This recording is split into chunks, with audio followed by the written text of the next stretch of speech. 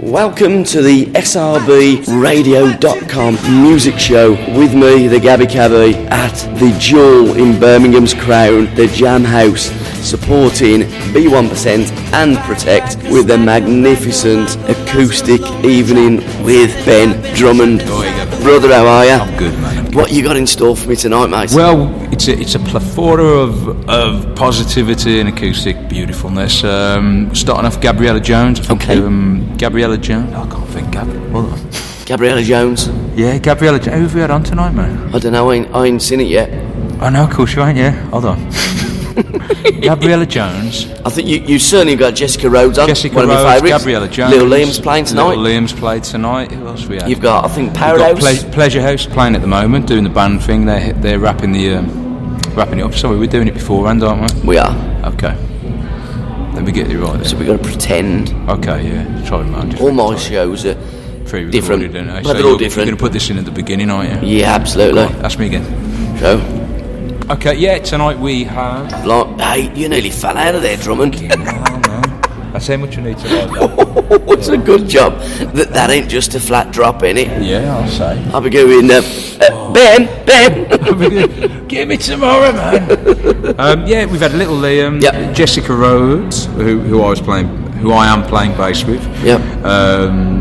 Obviously had the guys Pleasure House are going to be headlining tonight. Gabriella Jones, who is joined by Tom Walker. Yeah. Who's an amazing guitarist. See, how am I going to explain that, mate? Oh, he's just legendary. He's just and another Suttonian like you. Indeed, yeah, we're out there. And John Moore, I think, joined her on guitar as well for one at the end. Yeah. So yeah, good night, mate. Good Superb. Night. Yeah. And these acoustic evenings, they just go from strength to strength. They really are building, Every month seems to get bigger. More people are talking about it. Yeah, they are. Because people say to me, they'll go, Gabby, what are Ben Drummond's acoustic evenings? What's the quality? And I would say, if you're looking at football, if you're looking at Premier League, look, towards the top 6 Champions League. Thank you, man. Because in Birmingham, and there's artists coming from out of Birmingham that play here as well. Yeah. I mean, it does. It supports the city as well. As does the city, support the club. And it's great to see that. My thing is, this is a great stepping stone. You can relate the name back and say, you've got to be quality to play here. So it's it's a joy to be involved with that. It's like anything, isn't it?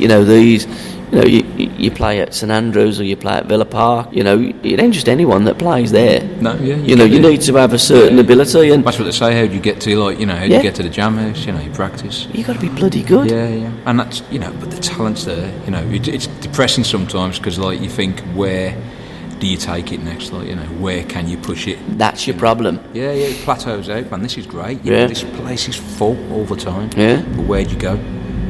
Where'd you go after that? See, the problem is, and again, I always come back to, by and large, the radio stations let you down.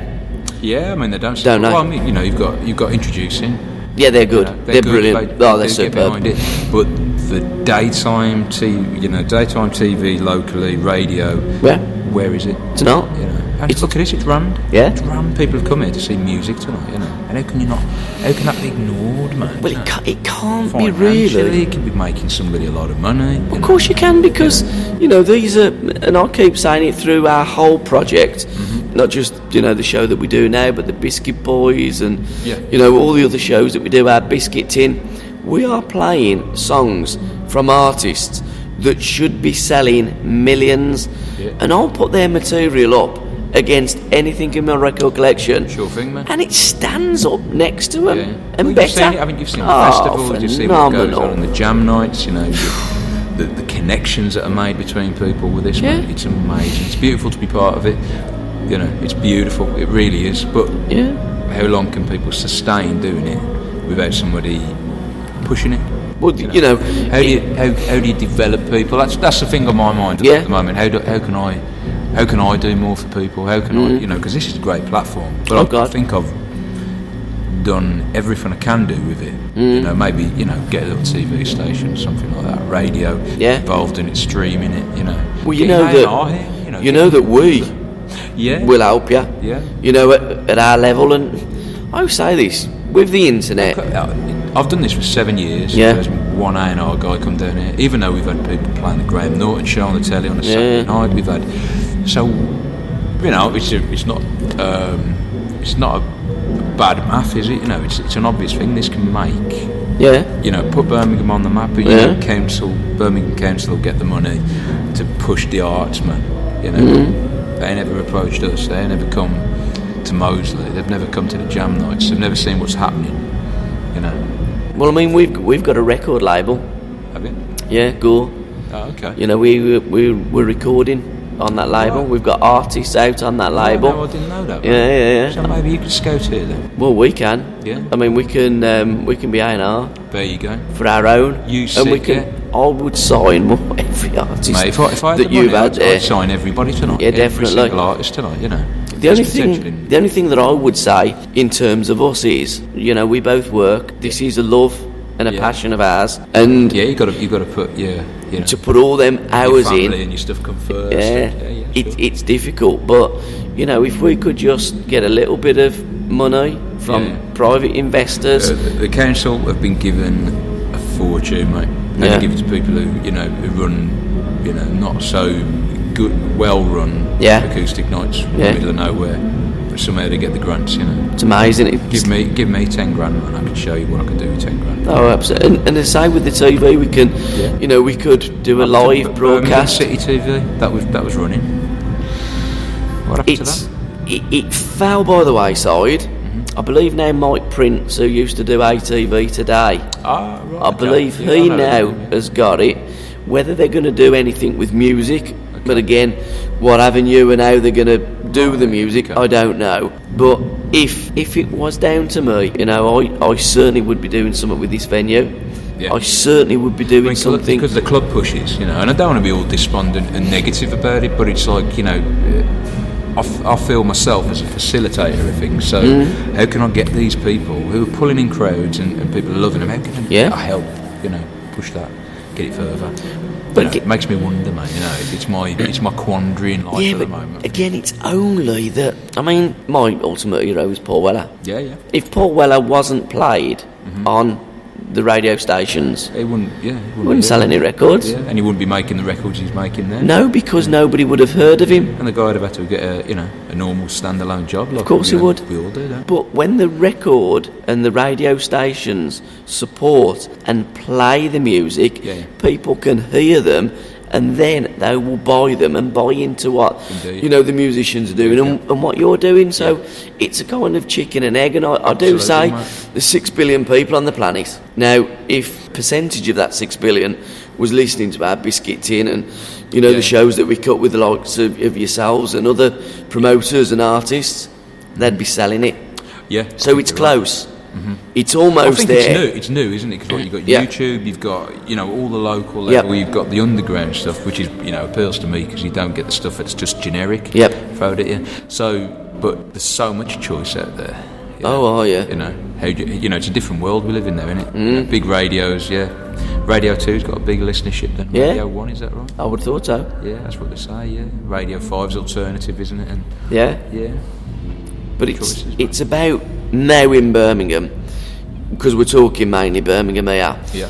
The people joining together and promoting each other. Yeah. And helping each other. Yeah. Do you remember the Arts Fest a few years back? No. It was amazing. Yeah. It's great. All over the city, everybody, all the shops joined in. Everybody. You all right, mate? Coming in. It's all right, babe. Come sit down. Yeah. So, and that was great because all the shops got involved, all the venues got involved. Everybody hosted something. There was like so many different things. And he got Paul to do something else that hasn't happened. 2 years running, nothing. A little bit like the jazz festival was similar, wasn't it? Yeah. Touchdown, and then Moseley's killing, isn't it? Moseley's got folk. He's got the jazz soul gigs, and they're killing. They're doing great, but small. Yeah. Why don't Live Nation get in? That's what we need to do. Who is Live Nation? Live Nation, they're the biggest bookers in the world, Okay. Yeah, they do. I don't know, I can't say it. Do you want me to start winding them up and upsetting them? Yeah, to be fair, I know the guy. Oh, okay. But if they got behind it, local talent, which I suppose their hands are tied as much as ours are. With what we put in on a Saturday night. And But again, what I'll always say is one single voice often falls on deaf ears. united voices are deafening. And I think that's the way with the Birmingham music scene. Together we can make a difference. On our own we can't. Yeah, divided we fall. Absolutely, so I think that's what we've got to do, brother. Deep one, dude. We've got to join together, bro. Yeah, I'm going to listen to this wonderful evening that you've got in front. Enjoy. For me. Cool. Can I thank you again for your time? Bit of a check for your next acoustic, which is the day before. Yeah, New Year's Eve. Yeah, exactly. 30th of December. That's going to be a monster. Yeah. Have we any idea what artists you've got yet lined up? I'm playing it. Yeah, bit of a surprise. Okay. Yeah. Little girl in the Kid Campbell. Who knows, man? Do you fancy? Maybe. Yeah, if you can hook me up on that. Okay. I will link you together. Yeah, man. We'll tell her I know Angus as well. I'm good friends with Angus, who's one of the cousins. So. Oh, okay. Yeah. Right. So there could be a scene going on. Indeed, man. We could definitely get some. Bro, let's have some. Catch you later, Benny boy. Nice one, mate. Cheers, pal. Thank you. Joining me now, I'm on 86, which is a great year, and you was just telling me, young lady, the year that you was born. I was indeed, which, do I have to do this on radio? Of course you do. I was born in 64. Well, 86 was the year I was born, and this was the year that I went part-time in my job to focus on my music. So my first tour has brought me to Birmingham. It's the last but one date on the tour, and I'm going to be opening the new talent showcase at the Jamhouse tonight. Do you play as good as you sound? You'll have to tell me that afterwards. Oh, your voice is unbelievable. I've been told it's a good voice for radio. I'm not sure if that's a compliment or not, but looking forward to showing you later what I can do on stage. When you think that radio is the best medium and best form of entertainment, I think that is a wonderful, wonderful compliment. It is indeed, yeah. When you put it like that, I should go back and thank the person. Yeah, so tell me your full name, tell me what you're doing, tell me where you've been, where you're going, I know you've done the tour and that, and how we can buy this wonderful EP that you're obviously flogging through iTunes, and if you're on Amazon, we're affiliates of Amazon, so we can flog it in our shop for you as well. Oh, fantastic. And play it on our Biscuit Boy show. That sounds amazing. So I'm Emma Ballantyne. I'm a singer-songwriter from London, and as I said, this is my first tour.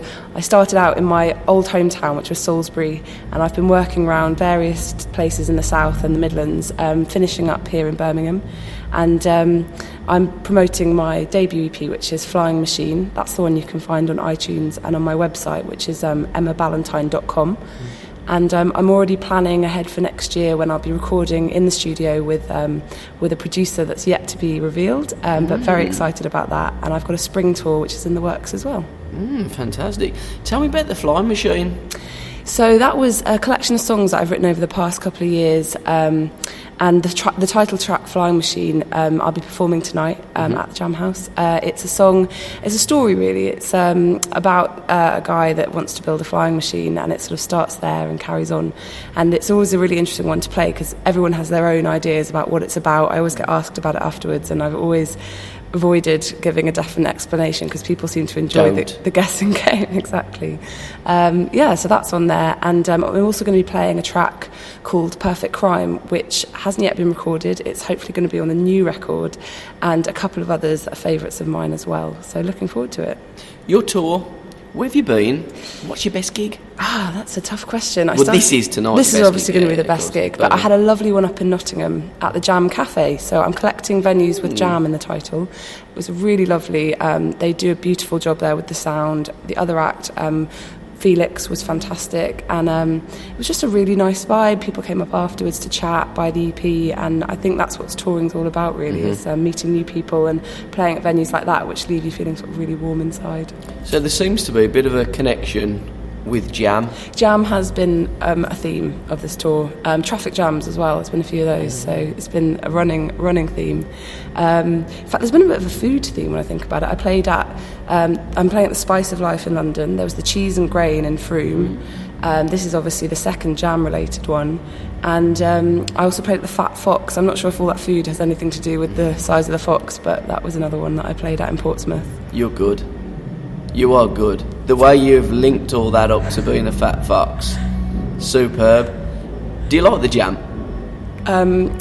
As in the food stuff? No, as in Paul Weller. I'm a fan of both, but I won't say which I prefer because I don't want to.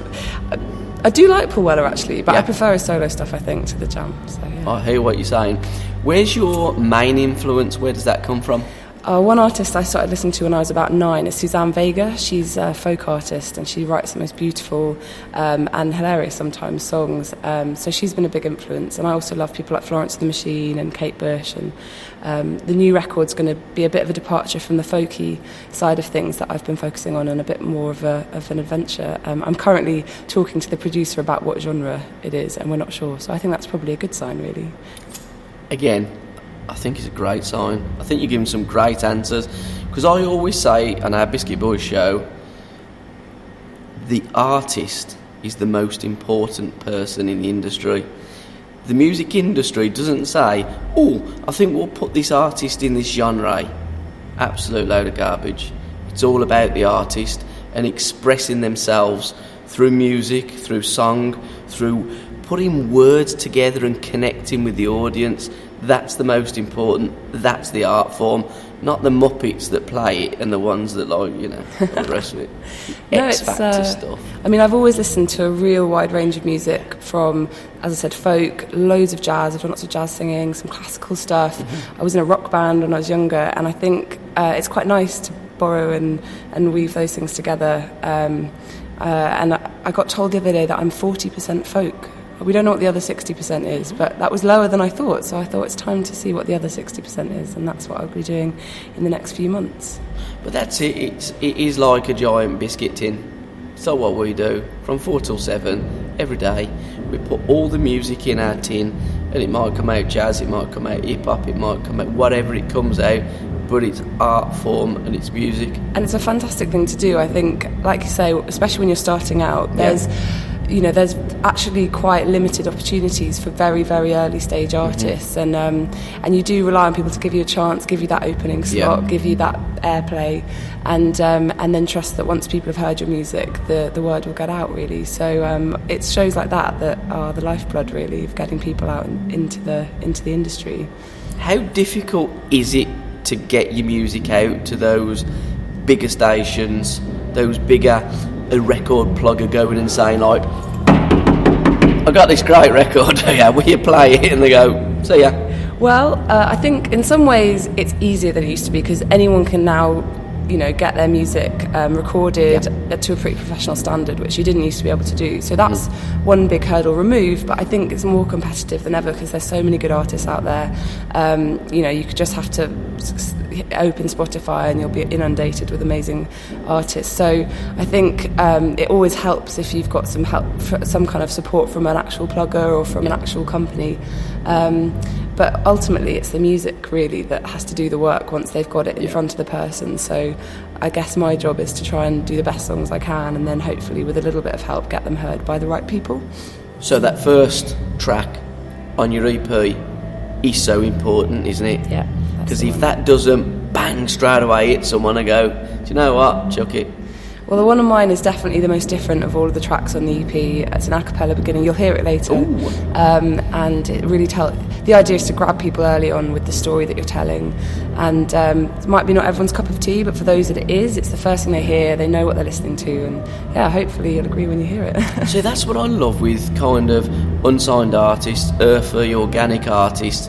They can actually sing, whereas you get the X Factor type and the stuff, the rubbish that's in the charts, they actually can't sing.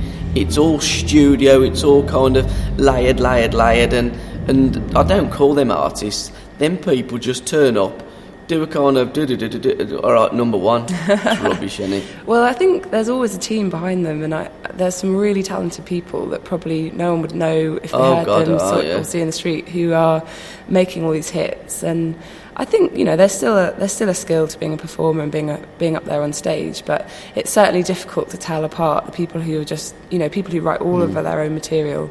The one that always surprises people is Taylor Swift. She's this huge pop artist doing really commercial mainstream stuff, but she writes it, and she's very, very talented. But there'll be others who probably sound very similar on the radio, who've got a whole entourage, a whole team behind them, trying to make that hit to compete. So it certainly does make it tougher, I think, for individual artists. What makes it different for me, and what makes it real for me, is you actually get a pen and you write it and you perform it. And there are so many artists, as you say, but it's the ones that I go, I love that. I love that. That's what you're going That's a for. song. I like that. I like that. And it, as I say, it's self-penned, and I don't think that you can beat that. Well, that's the holy grail, really, is writing something where people just hear it and they have to know what it is. They're there with Shazam, or they're Googling it after they get home to find out what it was. And I think as long as you can do that for the kind of audience that you're trying to reach, then that's pretty amazing. Even if it's just to be heard by lots of people, even if you're not raking in loads of money, just the fact that people are listening to your music is what it's all about, really. Well, it is, because it's not about it's not about money. It's about music. If it was, I don't think there'd be many musicians still out there, because it is tough at the moment, and obviously nobody, even in the industry, that knows really how it's all going to pan out. But that's really, for me, that was the real aim, is how can I get heard by more people, write more songs. That was the idea with cutting back on my hours, is that I'd have more time to write and perform and gig and do this kind of thing. Well, I'm going to love you and leave you now, and you're going to go and play to this wonderful audience at the magnificent Jamhouse. Finally, last little shout out to your website again, and your Twitter and your Facebook accounts. Yeah, absolutely. It's emmaballantine.com, like the whiskey, and I'm Emma Ballantine on Twitter and Emma Ballantine Music on Facebook. So yeah, anyone listening out there, do check it out. It'd be lovely to stay in touch. Thank you, Emma. Is Ballantine a whiskey then? Ballantines, I think, is a whiskey, yeah. Oh, fair play. That's your reference if you're not sure how to spell it. Cheers, mate. No worries Thanks at for all. your time. Thanks for having me. Cheers, pal. Once a man fell in love with the sky. He looked up and he made up his mind. He gathered all the feathers that he could find, and he bade his time. Well, this man with his head in the clouds got a bona fide science degree. He said, now I can build my flying machine. Just you wait and see. Well, he built himself a studio on the 17th floor of the highest block he could find, leaving the world behind.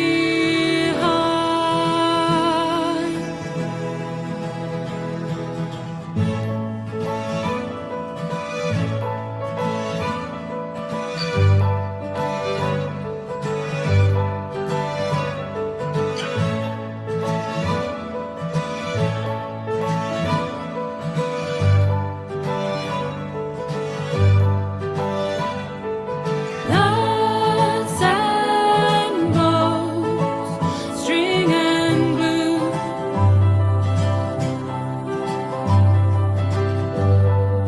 paper drawings, white on blue, painted pieces all numbered through. I built this soul, he said, for you. Yes, I built this soul for you.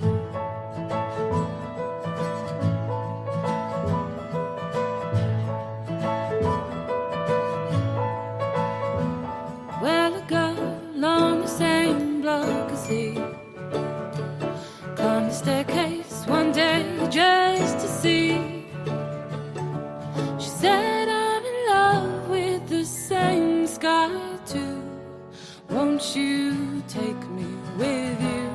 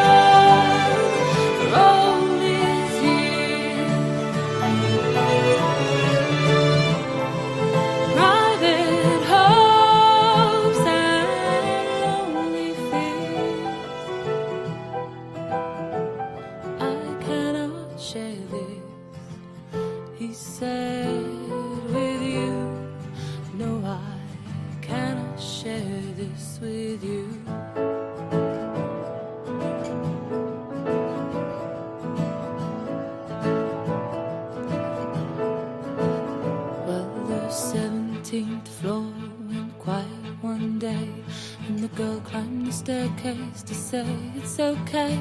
So many plans we make never come to anything anyway. She saw that the living room window was open.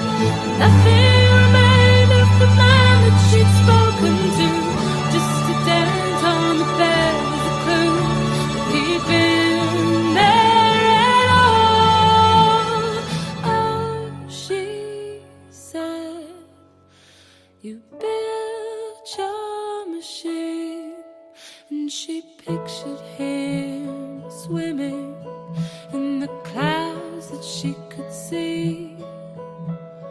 Oh, she said, I wish I could have seen the moment when you made it to the sky.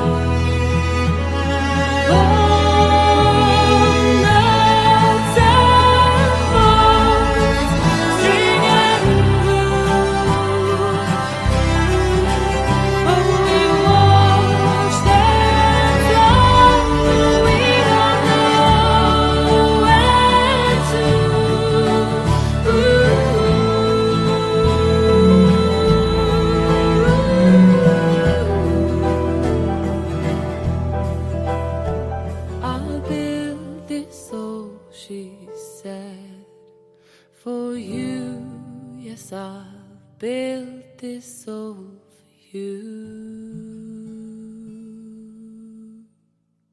Yes, it does. It works so much better when you turn it on, Lucia. I want to know all about you. Where you from? Right. Lovely smile. Cheers. But your smile, ain't it? It's not as good as that voice. Yeah, I've heard. Full of joke. I have heard you are such a soul star. Interesting. Well, you know, I do soul. That's the main genre that I locate myself in. However, I am diverse to do other genres as well. But yeah, my name's Lucia from Birmingham. I know you. It's your accent. I do change it now and again to American. I don't know why. No, best to keep it. Yeah, from Birmingham, singer-songwriter. I've been singing since age 9, but my confidence only started to come out at age 18. Why? Scared. You're beautiful. Scared of revealing my voice, scared of not sure if I sound right. This is before I went to a music college, you know, to do the vocal class. Scared of, you know, I didn't want to take the attention from other people, so I always kept it to myself. I would be scared of revealing my voice to my own mother. I wouldn't tell about my performances. Still am today in a slight way. I'm too shy to perform in front of my own mother. Blimey. But I'm all right in front of strangers. So I never tell my mother about my performances. Or if I do tell her, I'm performing Jamhouse tomorrow, but don't come down. Yeah. So singer-songwriter. I've started to play with live bands when I went to Access to Music College in Snow Hill. Okay. It's now moved to Custard Factory. I was on the vocal course there. Yeah. So the vocal course there got me with running with the bands and how to operate as a musician professionally. And then I took it up by myself at age 21 to put on my first ever event, live band, loads of sets, 3 supporting acts, where Jacob Banks, I don't know if you've heard of this. No, I don't know. Tall, dark guy. He's kind of coming out in the music industry now. Okay. And he was at Glastonbury and he's been on Jules Holland and a few others. So he's getting out there. So I just start now to write my own songs, which I've always been doing. But instead of getting people to sing on their tracks, I've actually got the band, different people, because, you know, it's so hard these days. Tell me about it. To get a band for yourself. So I've got so many different musicians who I know, and I try and match everyone's dates together. And so whoever can incorporate and work on the day, we go to the rehearsal room, we work on the song, they incorporate their parts, I give them my lyrics and for what sound I'm looking for, and then it's our song all together. And I'm just building myself up slowly and slowly. I'm on YouTube, LUSHEA. I'm on the SoundCloud, Bookface, not on the Instagram. I'm on there, got my music video, and just slowly... Instagram? You know, there's so much social media out there. I think Instagram is just for photography as such. If you want to keep a track of, if you're a good selfie and you love taking a picture of yourself, or if you love plants or particular features, you love taking photos. I'm not a photo kind of lady. Yeah. I know some people say, Lush, you know, you take photos, and now and again, once a year, I'll take a professional photo and I'll put it on Facebook, and people are like, wow. But I'm not that photogenic as people assume I am. Okay. Do you know what I mean? I know what you're saying. Yeah. So, it's just basically on YouTube, I've got the first single from my current album, which I'm putting together. Mm-hmm. Again, everything's live, recording in the studio with a live band. What studio? I use the one in Jewelery Quarter. Helen Bentley, she's from Dub Cherry Band. I don't know if you've heard of her. No, not yet. Ex-teacher from Access to Music College. I use her studio. Or there's some other studios that I use, for example, in Digbeth on Green Street. Oh, it's all about green, you know. Don't give me a joke. Big old warehouse, looks like nothing's happening inside it. You open the door, it's like, wazza. So open there, use there. There's a new guy that's out recently, and he's doing really well. And Radio 1 Extra has been boosting him up for the efforts that he has done and the things that he's done for mainstream artists out there. And he goes by the name of DHP or something. Oh, DHP Productions, I think it is. And yes, so I'm going to hopefully soon go to his studio and try it out. That's nearby the Drum in Birmingham, so I'm hopefully going to I'm just building my album up slowly because everything's money, everything takes time, and having different musicians on different work paths, some have personal commitments. I've got to try and manage everyone together. So as long as being a uni student and working full time, it's all bida bang, bada boom. I think you're right, bida bang, bida boom. But that's the reality of it, isn't it? It is. It is such hard work. Yeah. You know, it is hard. It's not about the music. I've said that twice now. It's not about the money. It's about the music. That's what it is for me. But the money is important to make the music. Hence, full-time job. Exactly. You know, to make the music. And, you know, you can go to any studio and some people are like, you know, I do £5 an hour or something. But I'm very much into paying for quality. Yep. And some people, especially the young generation, think, you know what, you paid £110 or £120 to get it mixed, really good, mixed so well that it's almost like it's mastered, but it's not mastered. It's just an excellent mix. Yep. And some people hear that type of money, they're like, oh, I'd never pay that much, you know, that's just too much. I ain't got that kind of dough, that kind of pea, that kind of, you know, sweet corn, whatever they're calling it these days.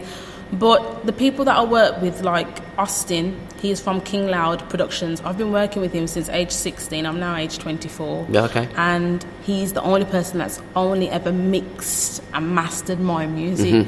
And he works with, you know, the UB40s, and he works with all these underground famous people, and he's such a local guy. Jeans, normal guy, looks, but his studio is just amazing. His production, his list goes on. But because I've been working with him for such a long time, and we have that good music bond, you know, he provides good quality work, and I'm prepared to pay for decent, good quality work, especially when it comes to an album that's full of live instruments. So when you go on YouTube and you listen to my music video, again, that's the music there.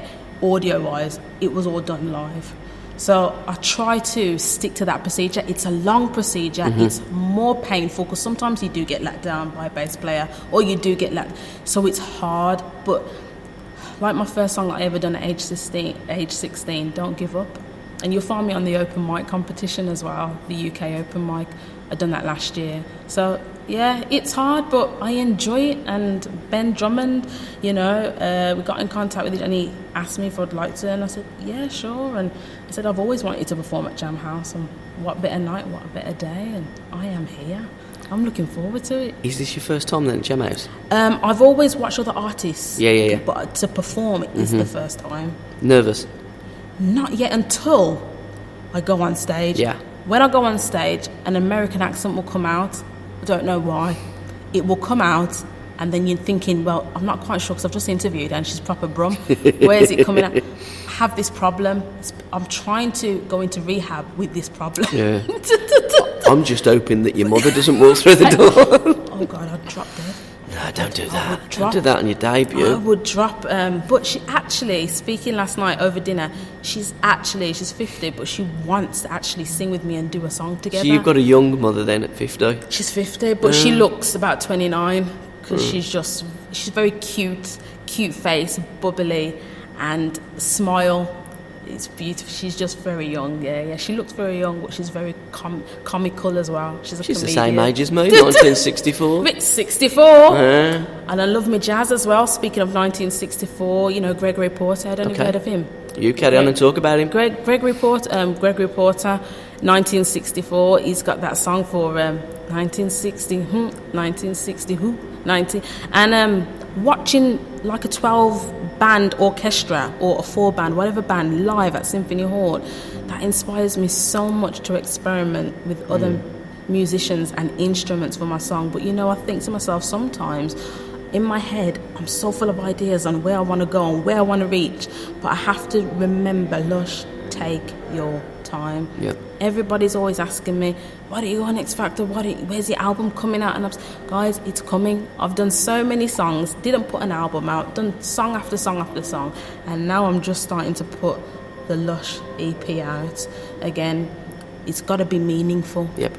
Do you know what I mean? Yeah, I do. I'm not really fussed on photography. Yeah, obviously a decent photographer, but I don't want glitz and glamour. It's your work. Do you know what I mean? I just, even if it's me standing at my own road, do you know, beside my road and the area that I live in, I'm not really fussed. What area of Birmingham was you born? I was born in B9. Small Leaf. Small Leaf. Oh, you're a blue nose then? Yeah. Near by the Blues ground. Good girl. Yeah, by the Wincliffe Primary School. Fair play to you. That's where I was. Moved to Heartlands Hospital area. Just down a bit. Just down a bit. And that's where I am.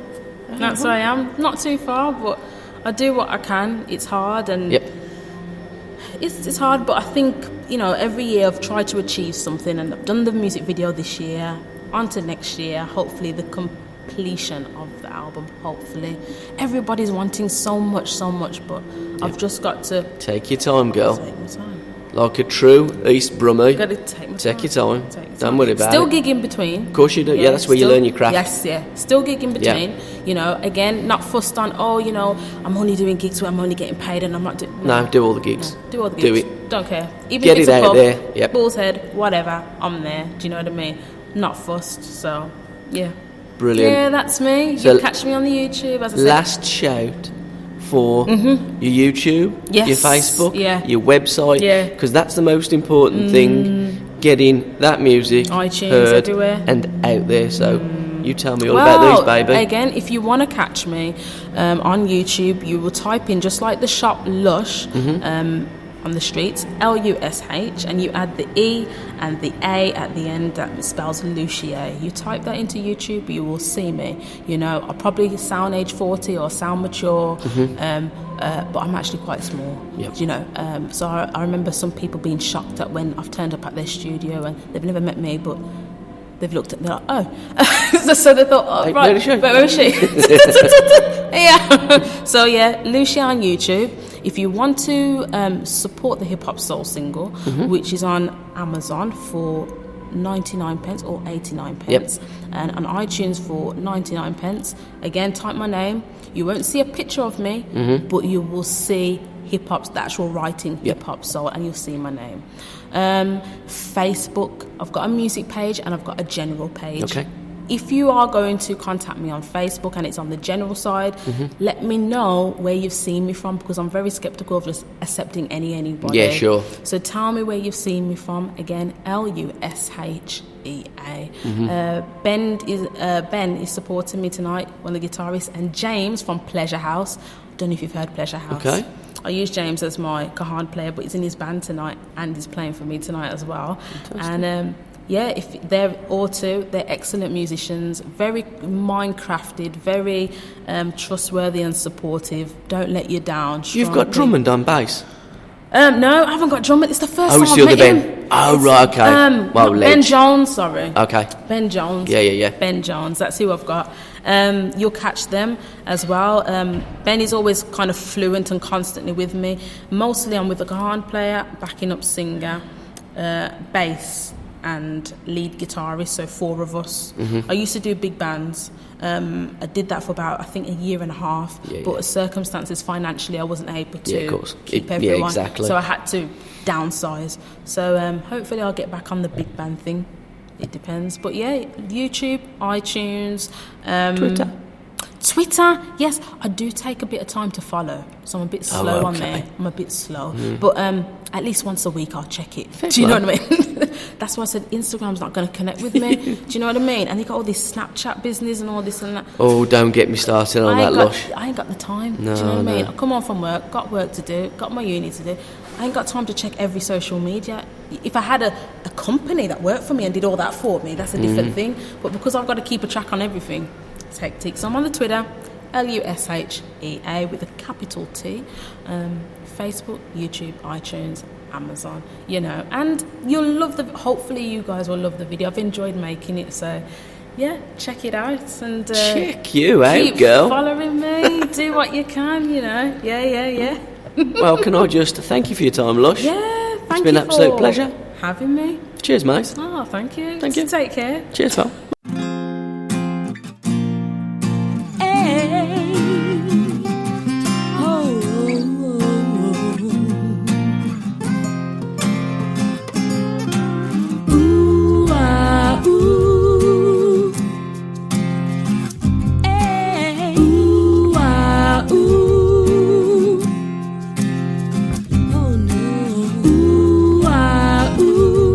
If you're feeling good, then clap to say, ooh, ah, ooh.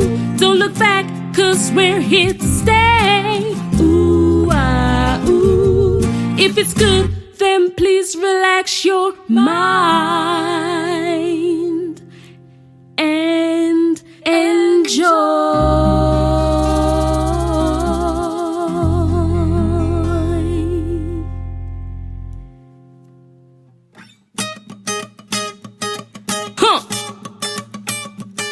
Come on.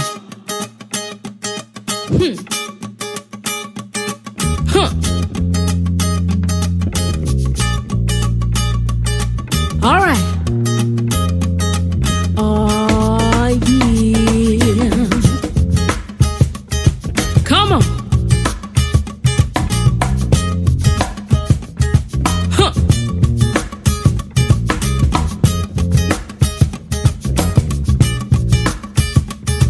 And a 1, and a 2, and a 1, 2, 3. You can't be sane. Mature your soul from complete confusion. But I have no time to blame. Bring back new Jack swagger to keep them young. Bring on the heat, take it on down, make it on high. Sing out the lead, follow behind, bring on the high. Said it's hip hop soul. Feed your mind and play. Said it's hip hop soul. Feed your mind and stay. Tired of your life, growing too far to anticipate, yeah. But I have no time to wait. Bring those new inner words to inner space. Bring on the heat, take it on down, make it on high. Sing out the lead, follow behind, bring on the high. Said it's hip hop soul. Feed your mind and play. Said it's hip hop soul. Feed your mind and stay.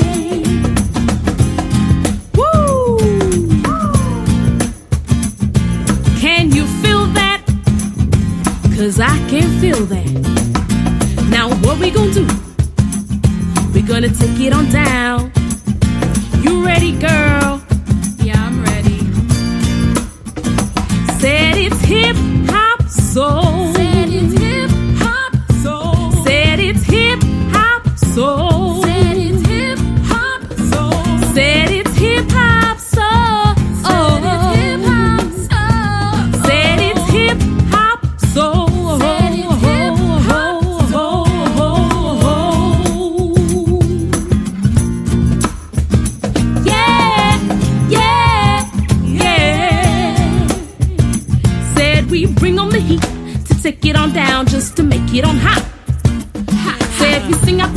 just to follow behind, just to bring out the vibe. Just to bring out the vibe. Said we take it on down, make it on high, make it on high. You know. Said it's hip hop soul. Said it's hip hop soul. Feed your mind and pay. Said it's hip hop soul. Feed your mind and stay. Said it's hip hop soul. Feed your mind and pay. Said it's hip hop. Said it's hip hop soul. Hip hop soul. Feed your mind and stay.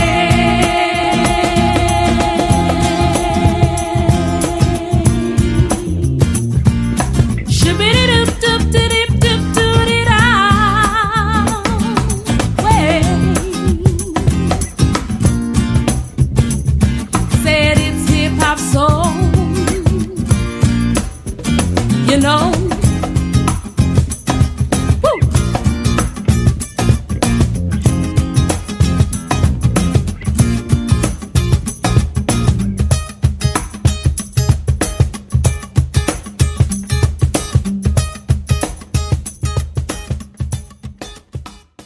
Joining me now on the show, Francis. Hey, how's it going?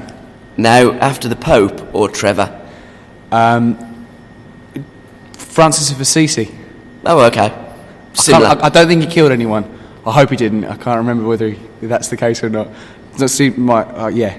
I thought he was a player that played for Juventus, to be honest. I don't follow much football. So, it's a strange person to draw a name from. It's my middle name, actually. So it's really only just drawing it from myself. Oh, okay.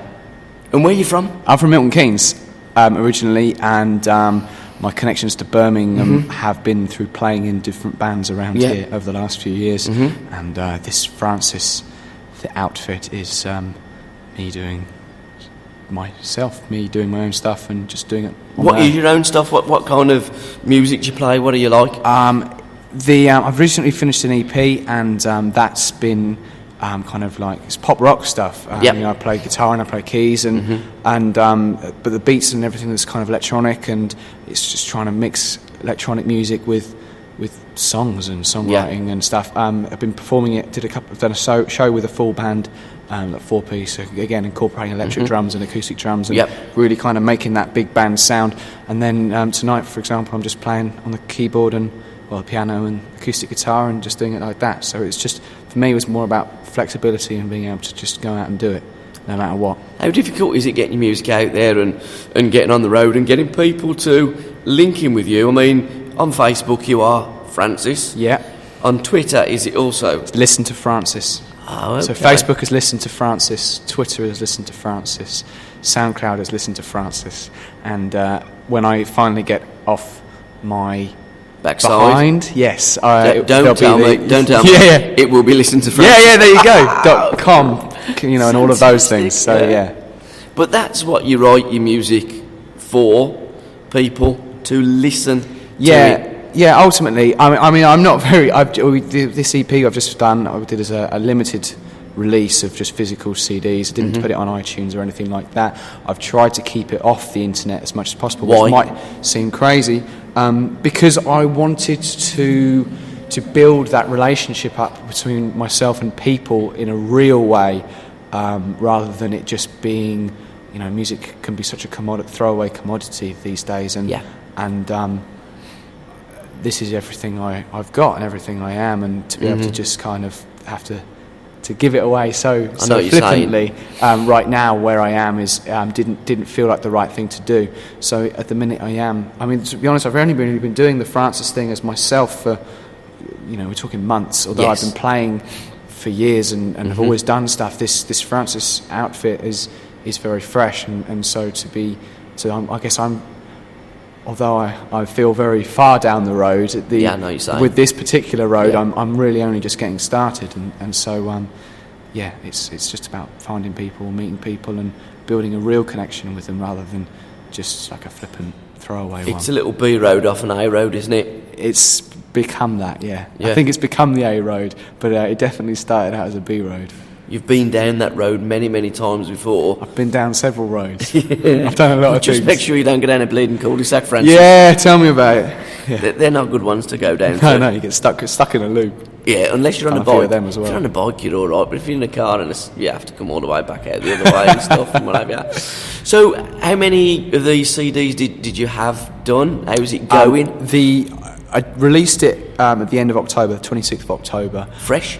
Fresh. Yeah. And I did 100 CDs, and I think I've got about 5 left. Yeah. Okay. Yeah. So they're gone, and I've got to the point I didn't even have any with me tonight because they've gone. So when they've gone, Francis, how are you going to get your next wave of CDs out to that wider audience? I'm still working out exactly what my next plan is, to be honest with you. Do I do another print of CDs with maybe a couple of live tracks on, or do I step back and go away and think about an album? What is my next move? And as soon as I've worked that out, I'll let you know. You're a very studious person. You almost look kind of university student-esque. Great. Am I right? No. I'm okay. You've taken years off me. Thanks so much. Influences, what kind of... where do you... If I says to you, I can put you on a stage with anybody on this planet, I can't. That's such a shame. No, I know. That'd be lovely. But if I could, who would it be? With the Francis thing, oh man, at the minute it'd be Tom Odell or Coldplay. Mm-hmm. The Lumineers, that'd be a great slot to do. Stuff like that. That seems to be more where this is at the minute. But I've done loads of stuff. I guess the thing about the Francis has been kind of finding out exactly. I've kind of without sounding ridiculous, I've kind of been a jack of all trades, master of none. And so I've done a bit of rock, I've done a bit of folk, I've done a bit of funk, done a bit of I've kind of done all these different things. And the point of Francis was just to go, okay, just do one thing and just do that and follow that road and drop off all the other stuff you've been doing. So I think I've always been so I come from the school of like Hey Jude and I want songs and write songs that people want to listen to and remember and resonate with people and they want to sing along to. They want to my music for me is about writing stuff that people are going to listen to in 10, 20 years, not just have on their iPod for a couple of weeks and then the next thing comes along. It's not. Maybe that's one of the reasons why I did the release how I've done this, because I'm trying to give stuff to people that they have for time rather than it being so flippantly consumed, I guess. You've thought an awful lot about this Francis project, my friend. I think I have way too much time to think. Yes, I guess I have thought a lot about it. And is this the first time at the Jamhouse tonight for you? Have you been before? I played kind of with one band once before on a night, but this is the first time I've played here doing anything like my own stuff, so I'm very excited to be here. I think you're going to absolutely blast it. Thank you very today. much. I wish you all the very best. Thanks very much. With your Facebook, with your new website that's Listen to Francis. It will all be that. Everything is about Listen to Francis. That's the one. Do you follow the football? Do you like Trevor Francis? I don't even... Is he the Juventus player? Is he what you were talking about? Francis, good night. Who is he? I don't even know. You're taking a piss now, aren't you? No, mate, I don't follow football. I support Man United. Seriously. And I tell you what, the reason I support Man United because I was about 4, and the kid I was at school, and this kid came up to me and was like, what football team do you support? And I was like, I just don't know. Like, genuinely, didn't know really probably what football was at the time. And he was like, I support Man United. They're the best. And so I was like, okay, and that's my reason. That's how it started. And it was just the luckiest break ever that actually they turned out to be all right and win some stuff. I mean. Again, if we're going into football, I know next to nothing. I know we had a terrible season last year, but we seem to be doing slightly better this year. We've won a few games. So seriously, who is? Do you know that it's in Manchester, Man United? I do know that. I do know that. I've never never watched a Man United. No, that doesn't surprise me. No.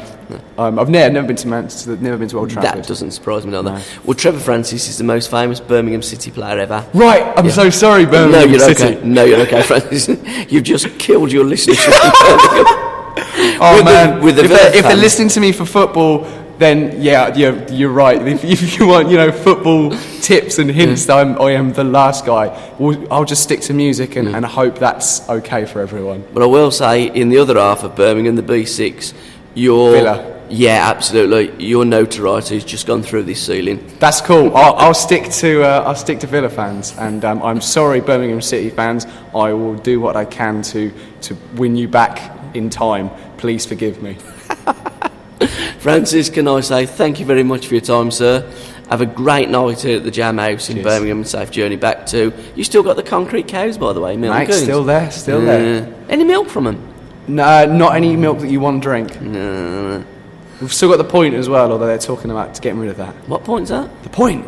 Oh, mate, the Point. I'm getting my own back now, aren't I? It's it was the first multiplex cinema in the whole of the UK. Okay. And before, the original point of Milton Keynes was that no buildings would ever be able to be above the height of a tree, so you could see everything. And the Point in like the 90s was, it's like a massive, it's a pyramid basically. Okay. Lit up red in the night sky, and you used to be able to see it, like you're driving down the M1, you'd see the Point from miles away kind of thing. So it's like a beacon of Milton Keynes.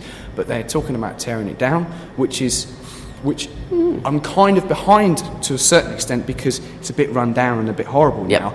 But what I think that I'd love them to do in terms of redevelopment. I can't believe we've gone into the redevelopment of Milton Keynes. That's what a ridiculous tangent to go down.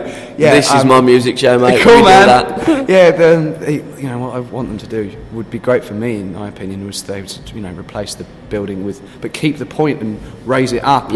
And actually bring it back, that beacon for Milton Keynes once more. I think because mate, I think a lot of a musical.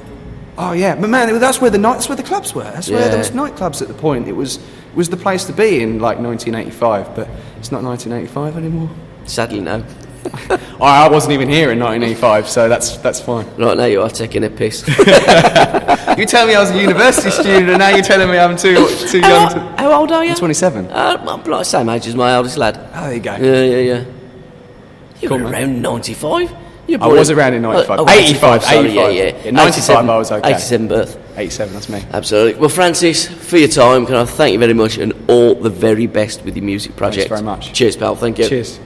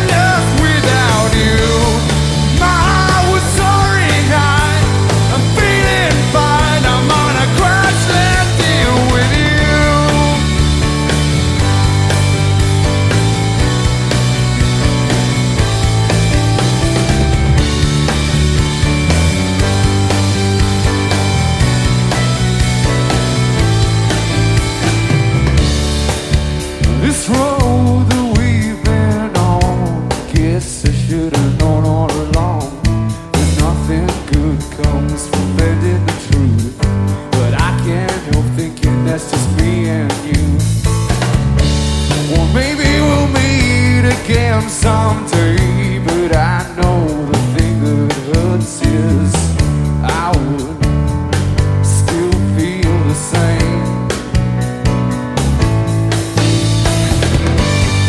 What's left to say? I've been that way, but now I've learned my lessons. I'm coming back for you. Didn't know what else to do. This all seemed pointless without you. My heart was soaring high. I'm feeling fine. I'm on a crash landing with you. Didn't know what else to do.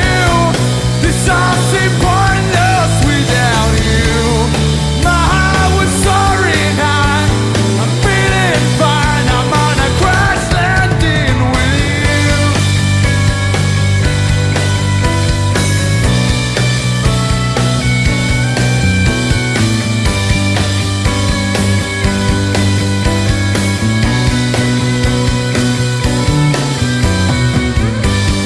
What's left to say? I've been that way, but now I've learned my lessons. I'm coming back for you. Didn't know what else to do.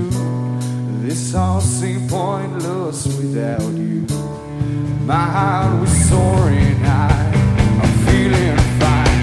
The crash landing with you.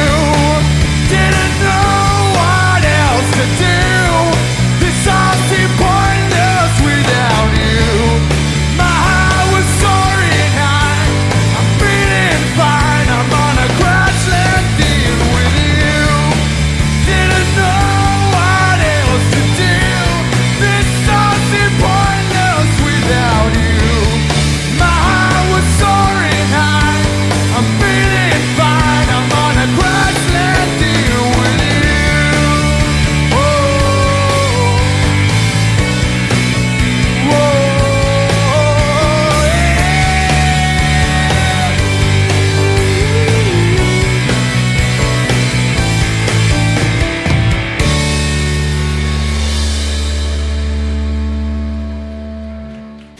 Well, if Jim's on about whipping G-strings off, I ain't getting involved. Little Liam It's my one as well. and Pyro. So I'm scared. Two little pieces of Little Liam. Where's the others tonight? Angie's not with you tonight, Shay? Yeah, they're dropping like flies. They're just not well. And we've been working pretty hard the last couple of weeks, and it was a bit dreadful, but we're still standing. It takes a toll on the not so strong. Yeah. We're warriors, you see. We're on it 24/7. And as we're doing this interview, you are restringing your guitar, aren't you? Just whipping my G-string off, and replacing it, as you do. Do you replace it every gig, your strings? I've got a terrible sweat problem. Not a terrible sweat problem, an acidic sweat problem. So, and if I play the guitar, it just wears the strings down if I don't clean them. Yeah. So, and we gig a lot, so, they break if they go rusty. I've had recently we'd done a gig, didn't we? And during the set of my first string, luckily we had a tech there who sorted it out while we'd done another song, and he gave it us back for the next song, and then another one went, and we had to go on to another piano song while that one was fixed, and then I was fine, but then Jimmy done some songs on his own, and then another one snapped. So, it's rock and roll though. It's playing too hard, if not you're soft.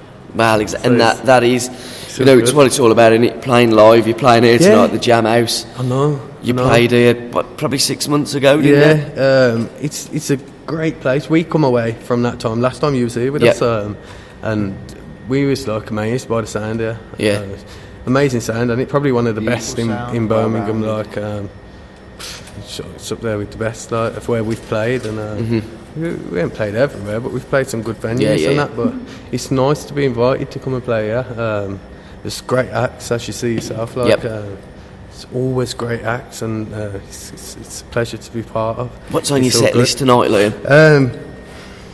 As a matter of fact, go on. Listen, how many playing? 5. We've got 8 tunes written down. Oh right, okay. So If I Wasn't Me, Special One, Strange Ways, It Gets Better, You Don't Know, Nothing No One, Davey and Better Off Alone. Oh right, okay. Yeah, so not bad, man. It's different. It's two of us, so it's proper acoustic, bare bones. But total last minute thing. Yeah, totally unrehearsed. We know the songs thereabouts. Obviously, acoustic changes the dynamics somewhat, so we're just going to wing it tonight, as always. Well, that's what you've got to do. Thing. Yeah. Stick with the same formula. But we've been busy doing a lot of pre-preparation work for the album. Yes. Guides and demos and stuff, man. It's an exciting time, but testing and demanding. But the desire's there to get it done. How's that album coming along?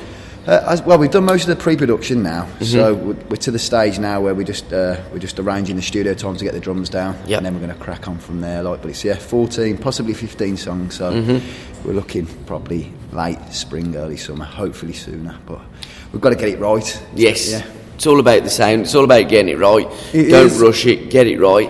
How's the EP going? We're not going to do it because of the album. Because we're going to do the album, we're just going to. But you've already got an EP out, haven't you? That's okay, man. That's always doing well, and it's we get some great reviews on it, and that, like whether it's just word of mouth or people messaging you and stuff like that. But again, we was going to do an EP rather than the album, but we haven't done a proper album. We've done a live album, but we haven't done a studio one, which has been on cards for a long time. So rather than do EPs and stuff like that, we wanted to do that, which we've put all our time into. We've been gigging and that to get all the gear that we need, really, towards doing it as much as we can. Try and do it ourselves, so we've got control over it. DIY like punk approach. So, but the thing is, we want it to be of a certain standard, which has got to be, the highest standard we can get possibly. So in terms of like the performance that's on it, and also the quality of the sound on it as well. So where's it been recorded and mastered at? A bit here, there, and everywhere really. So it's going to be higgledy-piggledy, as I say. It's like a DIY approach. So it's cutting out cost really. Yeah, we had a goal this weekend. We had an idea. Me and Jim, you always mentioned it about doing the drums at a certain place that we played, like one of our first gigs, and we tried it the other day. But where was it? It's in Kings Norton. Okay. But it wasn't as good as what we wanted, so that's what I mean. So that was another little setback. Spill, But we wouldn't do it like that. If we know what we want, we're gonna get it as good as we can. Unless we're happy with it, no one's gonna hear it. You know what I mean? So it's been a long time coming. But 14 or 15 tunes is, I think that's a nice thank you, for waiting about for us. You know what I mean? Just when I thought, every time my missus hears that, she goes, "It's a tune." She loves that. It didn't used to be in the set. It's weird because it was you and him originally, wasn't it? Yeah, but it was first time in hearing it, probably in the shed or in his house or wherever, and it was just like, you get the hairs, but it's like, wow, that's a song that I make the birds cry and that at gigs and stuff. Like, I don't know, just there's something about the time in it. It touches you. It's just open, and then the words sink in, and it can mean something to anyone really. So it's perfect. It's one of them tracks that you just go, that's a brilliant ballad, So that's on there. The 5 tunes that are on the EP will be on the album. Obviously, we're going for a much better sound on them and to get them bang on. Maybe extend some bits here and there. But there'll be a couple of new ones on as well that not many people have heard yet. Only played them at gigs once or twice, so there's something fresh on there as well. And where are you playing your gigs? Next gig we've got now is the 26th and 27th of December. The 26th we're playing at Greet Screen Sports Club in West Brom, which is a great venue. We played there with an Oasis tribute band about a week ago. Oasis, they were really, really good. And we're going back there on the 26th, and on the 27th we're in Ladywood where I live. There's a little pub there called The Vine, but I know it. It's beautiful, and we love it. It's like we have such a good night there, and it's small, and it's hard for us as a band to get a decent sound because we're all cramped in, and Jimmy's got to watch that he don't take people out with his guitar because it's right by the door. But it's great. It's just the feelings. It's just round the back of Tesco's, isn't it? Just hidden in it, the Vine. Yeah, it's not far from my house, so I love it as well. I can just roll to the Vine and then roll back home. Always goes on to the wee hours, the small hours, but it's a good crack in there. It's a great little boozer. So we do the set, and then we have just an acoustic jam, get people up as well, and just enjoy music, the spirit of it properly. Even it's not the best thing we could do or have done. It's just there being in the moment, enjoying it and stuff. So them gigs are great. It's not like other gigs where you get on, you got 45 minutes, you bang your set out and that's it. You know, we do the set and then we just mess about. Institute. That's probably the lovely bit of it. Institute, Steve Craddock, that was one of them that was 35, 40 minutes. You done your set, and we stayed back after that though, and we did party. But it's like with Divine, it's like intimate, very intimate. Me and my family come, and Jim will have his family also, and everyone seems to like it there. So you have quite a few people come out and see us there, and it makes it special. You know what I mean? When there's everyone who you know and who you love and that, who are there watching you and stuff like that. But it's just a nice place. And you're still getting out with Calic on a Monday night or Alfie Birds? I'd do as much as I can. I mean, like with this hard album work, at the minute, like we're trying to put our all into this, and it's hard work because also we work as well. So having to juggle the two, I'm terrible at it, to be 100% honest. I'm dreadful, and if I didn't have such a good gaffer, I would have been sacked a long time ago. Is that your missus? No, my gaffer at work, actually.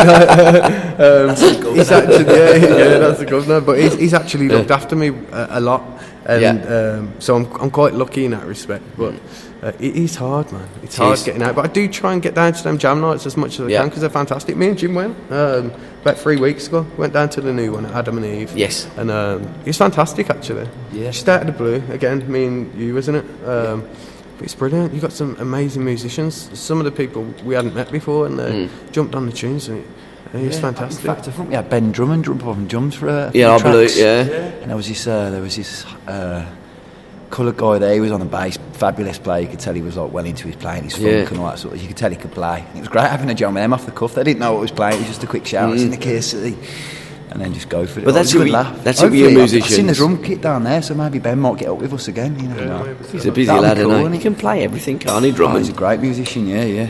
Mind you, the name Drummond, you'd expect him to play the drum. Drummond, you would, wouldn't you? Yeah. A bit silly, really. Why doesn't he play the drum? Drummond, the drummer. Well, he does though, doesn't he, as well? So I think he's got what's the word about? He's got ability. Yeah, he's got ability. Yeah. He's just great. Really. And how's this guitar been strung? Is it nearly done? I've only got one on, so I'm just whapping them on. How long does it take to string one? I have to do it quite regularly, so I've got it down to about 10 minutes now. Fair play. Right. It's me. I'm a remedial. I can't string guitars. Like I'm quite shit. So mind you, if we can do it in 10 minutes, let him do it. He's like, I know, because I'd probably be I don't know. I have to be careful what I say, because he probably won't do it for me again. I've got to be wise with my words. But I think you'd like the sticker on the back, actually, Gabby. Come on, let's have a look. Let's have a look at it. Yes, you're right, Liam, I would. It's a nice one, that is. Birmingham 6.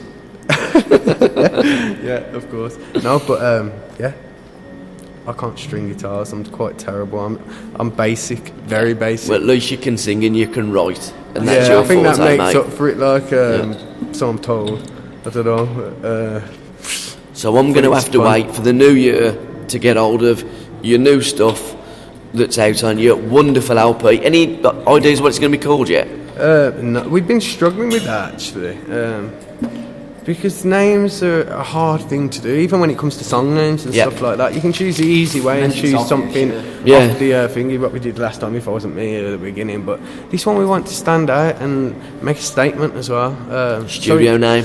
It takes a bit. We're going to be like here and everywhere at the minute. Like we're probably not going to be in one studio recording it. We'll probably be in one studio doing the guitars, somewhere else doing the vocals. So it's quite hard. So maybe moving around or something like that. Like Surrey. Ask your mate Weller so I know, get down to Black Barn. As a matter of fact, I've been in contact with them.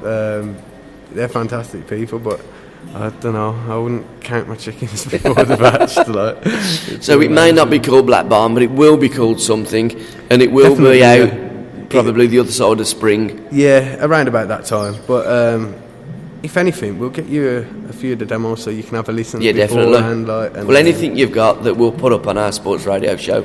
Yeah, we'll give you a couple of the tasters that I can see what you think. But it's very early, so we've only got basic demos at the minute, haven't we? It's very early. He ain't got no bleeding strings on his guitar yet. Yeah, but no problem at all. And your Facebook, your Twitter account, your website, let's for people that don't know you. Yeah, the website is www.littleliammusic.com. The Facebook is facebook.com/Little Liam Band, and the Twitter is Little Liam Music. And I think that's it really. And all of the stuff, it's on iTunes and Amazon and stuff brilliant. Like that, isn't it? All as all it's not in record stores anymore. You can't go and buy a CD. Hey, so it'll be in our little store. We've got our own little online shop now. Oh wow! Because we're affiliates of Amazon, so we'll put it in there and we'll flag it for wicked, you as well. Well, we do our best, don't we? I know, yeah, but you're great, man. I always get the tweets and stuff when you're listening to the tunes and that. And again, appreciate the support, man, because it's people like yourselves that make it possible for us to be doing things like this. It's all us helping each other. Of course it is. I know.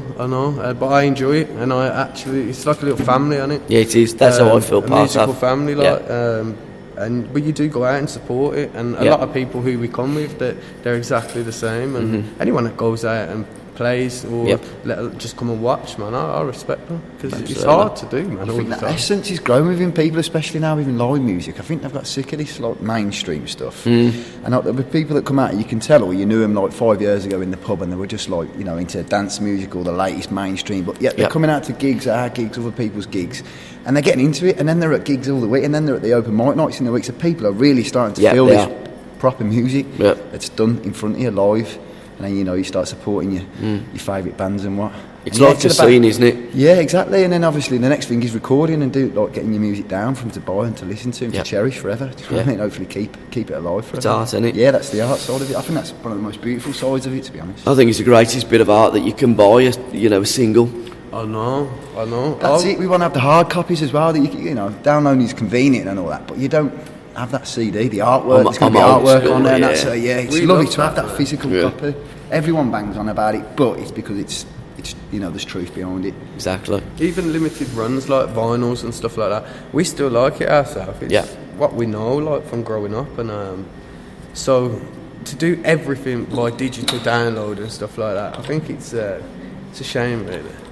It is, but unfortunately, like said, like the artwork and stuff like that. I used to love it, going on with an album, like reading through the book and stuff. Imagery is just as important as the sound, almost. I suppose it gives you, you know, bigger picture to look at. I'm with you, boys. There's nothing like getting that note in it and seeing who's played on the record and even the fans, you know, a little bit about it and everything like that. It's got everything. Even I remember Ocean Colour Scene early album B-sides, and I loved it because it had the meanings after every song of what it was written for and stuff like that. It's like it just tops it off, doesn't it? You know what I mean? Does. And makes it special. And if we can keep that in some way, maybe with our new one, then that'll be great. Like, a little bit of both. Because it's going to be on digital stuff anyway. So to make it a limited run like with the CDs and stuff, I don't think that'll be a problem. I think it'll be quite nice. Sounds good to me. Well, me too, man. Jim's nearly finished stringing his guitar. I'm going to the bar because my vocal cords a bit croaky. Yeah, they are. It's a bit. Andy Bennett would say, Gabby, it's a bit 11 o'clock-ish now. I think we need to hit the bar. Exactly. There's one down, your boy. Oh, sounds grand. Guys, thanks for your time. More than welcome. And smash it tonight. Top man, thank you very, very Cheers. much.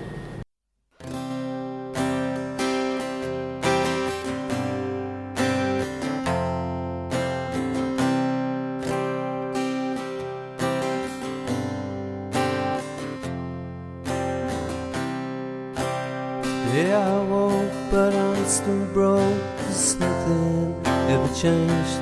And I can't seem to look up now, 'cause it all seems so strange. Daylight breaks, but I don't want to wake again tonight. Not like it used to be.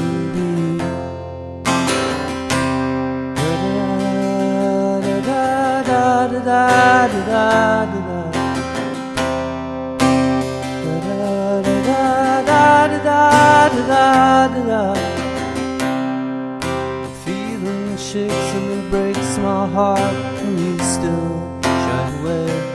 I know now what you've done to me is never gonna change. My mind explains it's the feeling changes, and we just can't go on. It's not how we want to go. Da da da da da da da da da. Da da da da da da da da da. Da da da da da da da da.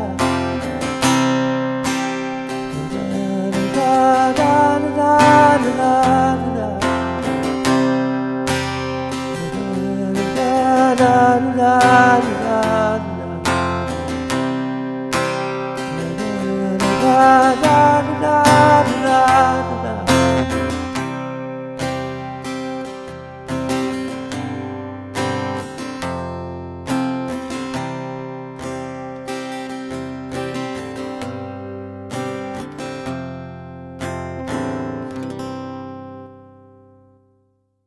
Joining me now at the Jam House, Pleasure House. Hi. How are you guys? We're all right. How are you? Now, there's half of Pleasure House here. Yeah. The other two are drinking, basically. Yeah. Yeah. They're downstairs having a good time. Yeah. Drunk. And you do all the hard work. This is so true. We actually do. We're the grafters. Yeah. Although we do have beers in our hand right now, we are actually working really hard. Yeah, I know you are. Now, this young man has worked very hard because you've been on the drums with Lachey. Yeah. I turned up today. I know her just from the music scene, and I don't know, really from previous gigs, I suppose. Yeah. And she was just like, "Oh, do you want to play along with my show?" So I was like, "Yeah, go on then. Why not? You may as well." But that's the loveliness of, we've touched on this with little Liam and with everybody else. It's a music family. Yeah. Everybody just mucks in and does bits and Plays pieces for each other. It's nice. It's a good vibe as well, isn't it? Like it suits the mood. I think everyone's vowing for each other. Like everyone wants everyone to sound good, and it's great because everyone does sound good as well. That's the thing about here. It's like support of the talent, which is great. Like Birmingham talent, it's nice to be around. It's really refreshing. Definitely, everyone plays on the same team. I think here more so. Like I've been down to London a few times, and you can get it's a bit cliquey. Yeah. Do you know what I mean? But in Birmingham, I think there's a healthy scene at the moment. Everyone is like gunning for each other. You see, the thing is, Birmingham is full of brummies. Yeah. And we're nice people. That's the difference. We are full of brummies, and we are nice people. That's the difference, I think, is like the fact that... Did you say that everyone from London is not nice? No. Of course. He's argumentative, we're not like that. He's always got something to say. No, yeah, obviously people from London... The problem is it's so... even tonight, there's so many different genres playing. We've got a bit of soul, we've got a bit of funk, a bit of acoustic, and then, we're a bit of a buffet of all sorts of things, aren't we? But the thing is, like, everyone appreciates good music, and that's the difference. Is like it's just good music is good music, regardless of who's playing it or what it sounds like. It's just good music, and that's what tonight's about. It's really good, nice vibe. You're a buffet, right? Yeah. I've just ordered like king prawn. I've ordered a bit of soup. Bit of what grub would you be? I tell you what, do you know, the opening of the set is a good English breakfast. It's good English breakfast, yeah. But then it turns into a bit of a booner.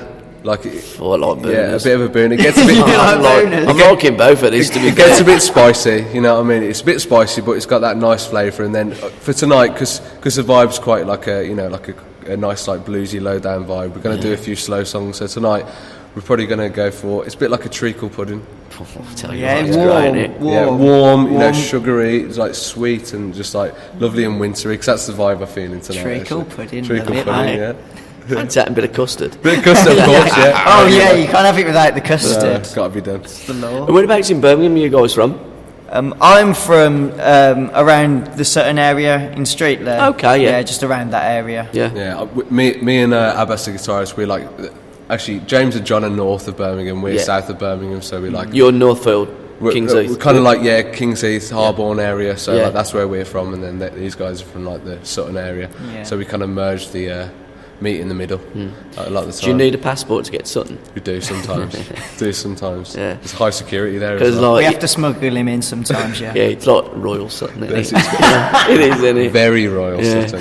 There's a lot of beautiful houses. We'll say that. The Queen actually passed through one day. It's like Royal. It's been knighted, if anything. Hasn't it? The Queen's gone past it. I know. Waving a little land out the window. When I promised we're from Sutton. It's like that, isn't it? Just like that. So, how can anybody hook up with you guys? Facebook, Twitter, websites. How can people listen to your music if they're not here tonight at the wonderful Jam House? All of the social mediums. Our Facebook is facebook.com/PHUK Music. A little controversial, that one.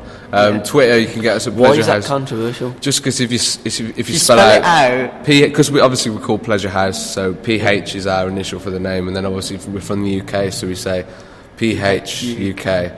Just spell music. it out. Oh, I see. Yeah. So so like French Connection, but phonetically. Exactly. Twitter, Pleasure House UK, SoundCloud and Bandcamp, and on those you can also download our EP for free as well. So that's a good place to get us. Just search Pleasure House and you should find us. Now I'm guessing this lad, the drummer, is the bubbly one, he's the chirpy one, he's in a...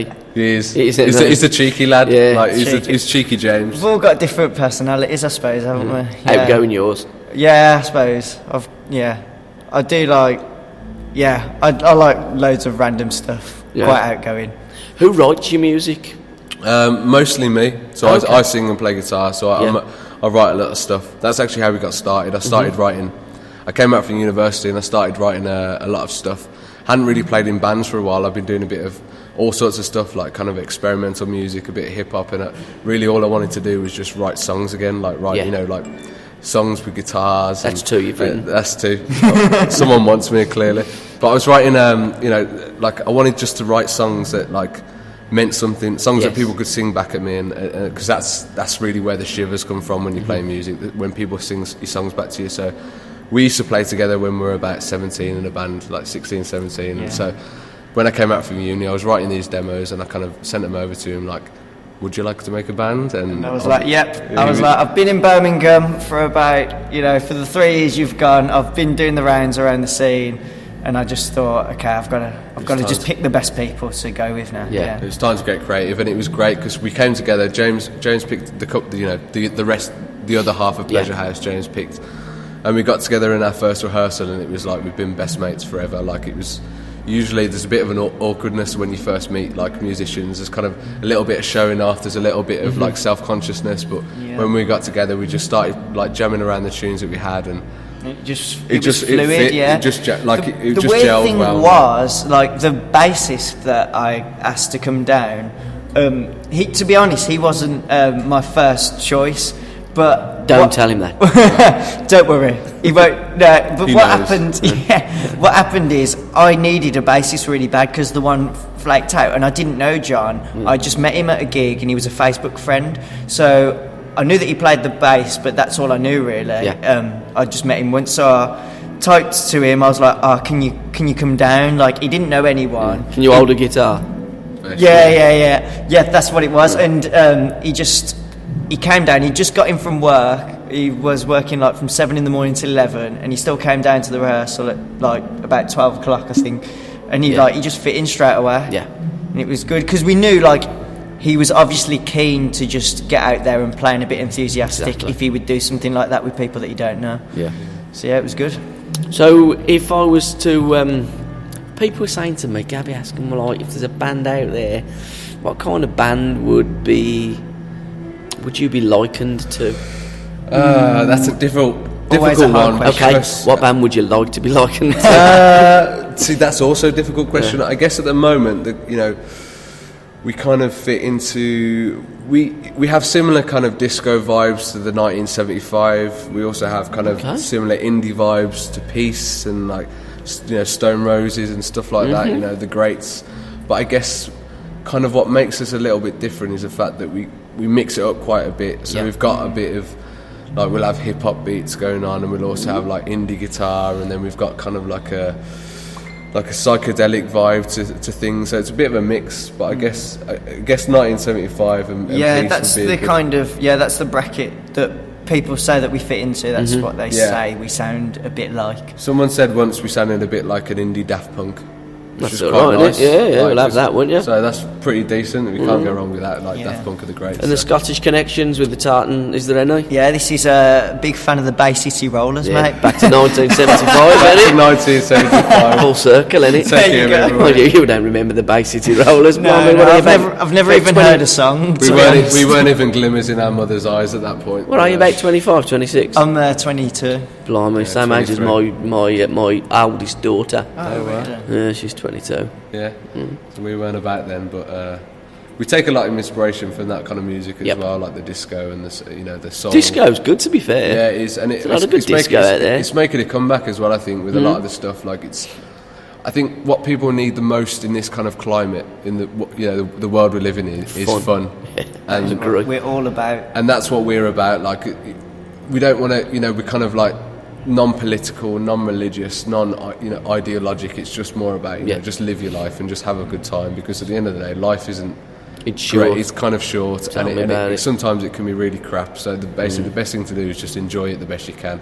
Do you know what I mean? Like, get drunk and be merry, as to speak. That sounds great, that does, don't it? So, is that the whole essence of the band, Pleasure House? Definitely. I mean, all about we just having like fun. hedonism, but valuable hedonism, like stuff, ethical hedonism, in the way that we're enjoying ourselves, but we want everyone else to enjoy themselves too. Like, that's the kind of ideology. Like, not to take life too seriously, but to also care about life in a careful way. Like, that's kind of what our ethos is. Yeah, definitely. Superb. Well, boys, can I just say thank you for your time? Thank you very much. And have a wonderful night. Is this the first time you played the Jam House? This by is the way? first time we played. Yeah. Nerves?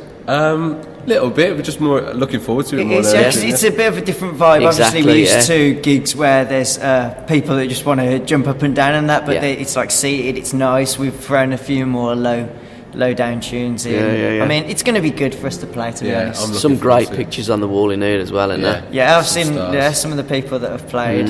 It's amazing. As soon as you see Jules Holland's name, stuff's just got serious, really. As soon as you see them 3 letters there, Jam. Yeah. It's got to be great. It's going to be good. Mind you, back to the 70s there as well. Right then, boys, go and enjoy your beer and your time here. And thanks very much. No worries. Cheers, guys. Thank you.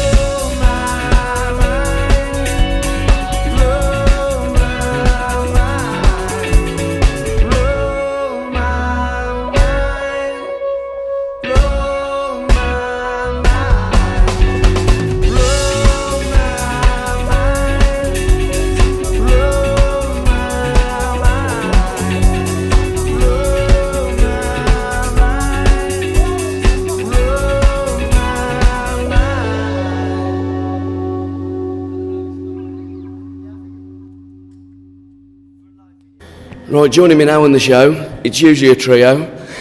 It's like... most of the time. all along the Watchtower. That was amazing that you just done there. Thank you. I'm walking down the back stairs here, and I'm like, blimey, this geezer can throw a tune out. It is Tom Walker of the Tom Walker Trio. Yep, yeah. Welcome to the Jam House. It's good to be at the Jam House. I love the Jam House. It's always good to be down. And And you were also at the Roots Festival, wasn't you? You played there. Yes, I mean, we were literally rushing, but we had 3 gigs in one day. Yeah, so was I that day. I couldn't catch up with you. Oh, no. It's always the way it is. Yeah. Jumped out the car, gone on stage, and then my amp wouldn't work. Yeah. So I had to go back in the car, and it was a great rush. But you know what? We had a great one. Thanks to Ben for getting us onto that one. That was great. Now, your band, it's more bluesy, isn't it? Yeah, it's bluesy. Yeah. I mean, we do loads of stuff from like old soul sound stuff. Yeah. Our original stuff is it's bluesy funk. So you know, we go rocky. We just do whatever comes out. Really, we don't try to categorise ourselves. But yeah, bluesy is probably the best. Are you from Sutton? Yeah. I thought so. Yeah, from Sutton. Yeah. So the first time I heard about you, Pooley, my mate, Pooley loves you, thinks you're great. Oh, that's cool. Yeah, he's like, Gabby, jump on, they're brilliant, man. Oh, that's nice. And Trevor Burton from The Move, they were looking for a band in Swindon too, didn't they? And I mean, we saw this advertisement on Facebook, and I got in touch with John Davis, who does all the booking for Trevor and The Move, and they picked me, which was lovely. And you know, we had a great day down in Swindon. Bevan was a lovely guy. Yeah. Trevor, obviously, is a lovely guy, and the rest of the band. I learnt a lot from that. They're legends, aren't they? They The are. Move. And you know, and it's good to see them still doing it after Yeah. that time, because obviously loads of bands have come and gone. Even though that it's still not the original the same members, it's great, and they rocked it as well. Well, they're normal people now as well. Yeah, I mean, well, that's it. I mean, I think that you know. They were very grounded. They were lovely people. You know. They were mad in the 60s, well, man. That's it. But it's like me talking to you now. You know, and you learn a lot from them guys, just from how they play and what they've done. You know, it was great to do. That was. They used to burn effigies of Hitler. They used to chainsaw Cadillacs. They used to smash the set up. They were like, The Move were the first kind of Midland like super group that were put together. They were like Flowers in the Rain, first records we played in 1967 on Radio 1. And that was a mistake, actually. Go on, tell me because about it. The DJ had a pile of records. They were that unorganised. Tony Blackburn. And it was, they had this one record on top of the pile, and that was theirs. Blimey. Yeah, and Bevan told me that. Oh, right. So did he also tell you about they got sued? I don't know about that one. They had some postcards to promote one of the songs, you know, as you do. Yes, yeah. Where they kind of depicted, if that's the right word, Harold Wilson, who was the Prime Minister, in, let's say, an uncompromising position with his secretary. Okay. And the royalties for the song was taken away. Oh, wow. Won number 1 in February. But it got them to number 1, though, didn't it? So. Well, that was superb. Only once Blackberry Way. You're going to number 1 because that's where you deserve. Thank you. I mean, I'm just going to keep on doing what I'm doing, and I'm just coming back from a trip to Austin, Texas. Okay, tell me about it. And I did 2 shows over there, which was, I had the best week of my life over there. Lovely people, and I'm hoping to go back there again soon. I went to Allison Guitars, which is the jacket I've got on there. Right, okay. And them guys are building me a guitar. Flipping heck. I went to Collins Guitars, had a chat to them guys over there. Had a jam in some lovely places and met some new people I'd like to call friends as well over there, and I want to go back as soon as I can. But that's what music is, isn't it? It's linking up and it's sharing, it's helping each other. It is, definitely. And I think, especially Birmingham, especially tonight, the gig that we've got going on here. It's massive, isn't it? It shows off Birmingham to the point that it's better than London. Has London got anything like this where everyone can come together and have a good night? No, I don't think there is. How good's Ben Drummond? Ben Drummond is the best I know in terms of feel. Lovely guy, and I've learnt a lot from Ben. Yeah, to put it straight. I mean, and he's helped me out a lot. So. And the beautiful thing about all of Ben Drummond's acoustic nights, the last Tuesday in every month, free. That's it. Free. That's His it. talent. Free. Well. How else are you going to expect people to come down and see it? Yeah. It's so difficult nowadays to charge on the door. And yes, it is. For people to come down. But I think stuff like this gives people the platform to eventually be able to sell tickets. Yeah. And I think that this is definitely the good route to go down, definitely. You actually sound a bit like Ben as well. Really? Yeah, you do. That's all right. I think it's the Sutton influence in both. It's got to be a it? certain influence, definitely. So the Tom Walker trio, where's the other two tonight? James is playing in a band called Pleasure House tonight, who you've just interviewed. Yeah, exactly, yeah. James plays drums for me.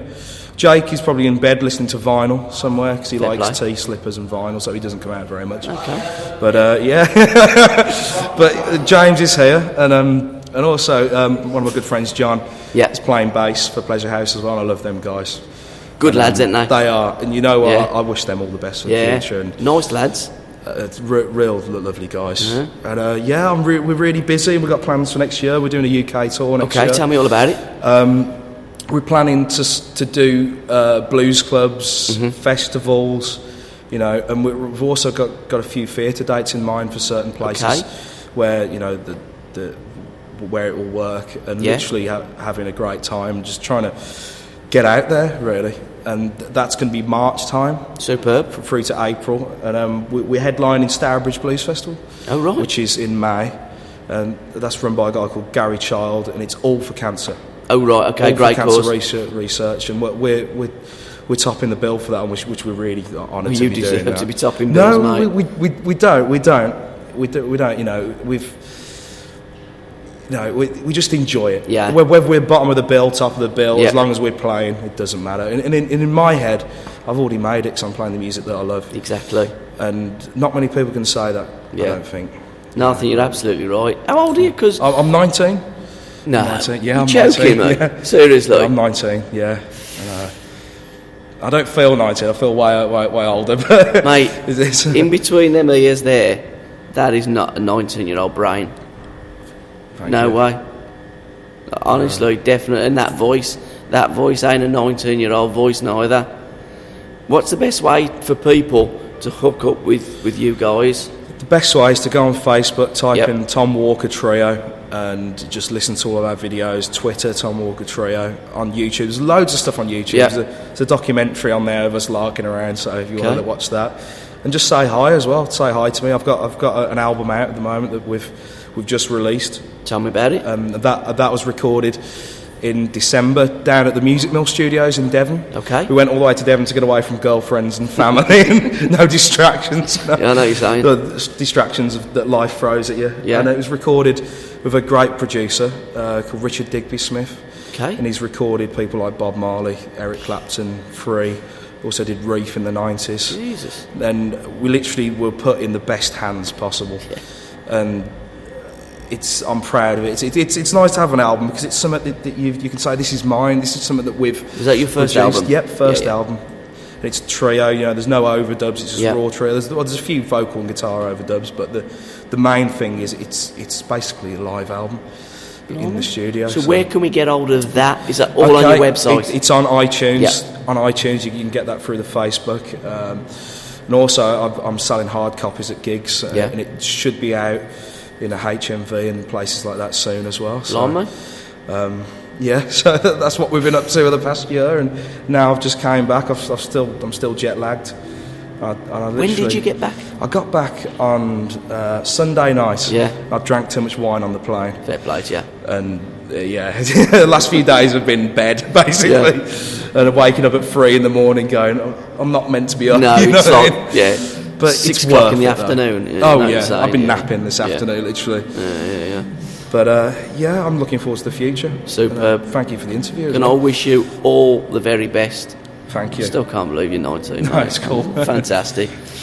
Tom, we'll link up. Yeah, we've got this on our Biscuit Boys, on our sports radio, and we'll put it in the biscuit tin, and we'll have you guys all that we possibly can. If you guys That's what we're there for. Would like to review the album or have a listen, I'll be able to get it to you guys. No problem, we'll do that. So we'll listen to it, and we won't just listen to it. We'll play the bleeding thing. Oh, great! Definitely. We'll get hold of that album. We'll definitely, and I'll tell you what I'll do, I'll make that album of the week next week as well. Thank you. You can get it to us. Thank you. Cheers, pal. Thanks for your time. Great to meet you. Cheers, Mucker. Nice one.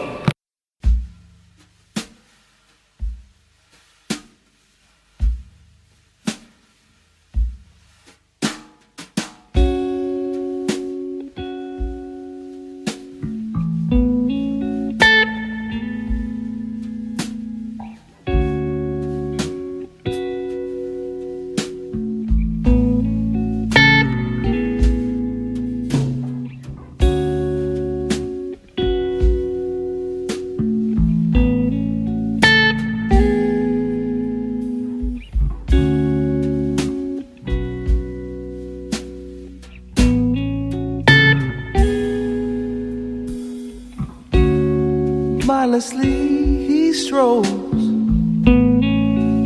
his daily commute, blissfully unaware of why he wears that suit. They tell him stand proud and look clean. Ironically, he knows not what goes on behind the scenes, but they control the money that feeds his family.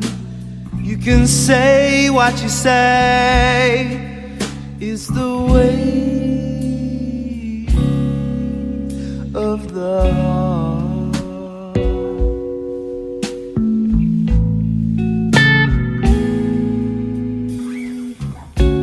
He doesn't find his riches in the weight of his gold. He lives for experiences, both new and old. It's the wisest man who takes what he's got. It's the wisest man that has gratitude and sees jealousy forgot. He controls the morals that feeds his family. You can say what you say, it's the way of the heart.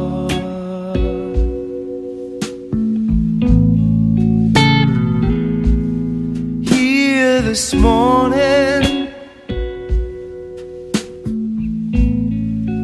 he left without a whisper or word.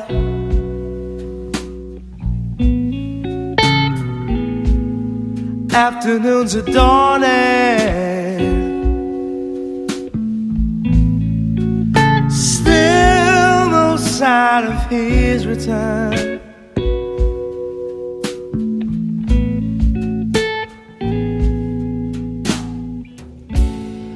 Want a ring, want a heartbeat. She received the news he'd left this world. You can say what you say, it's the way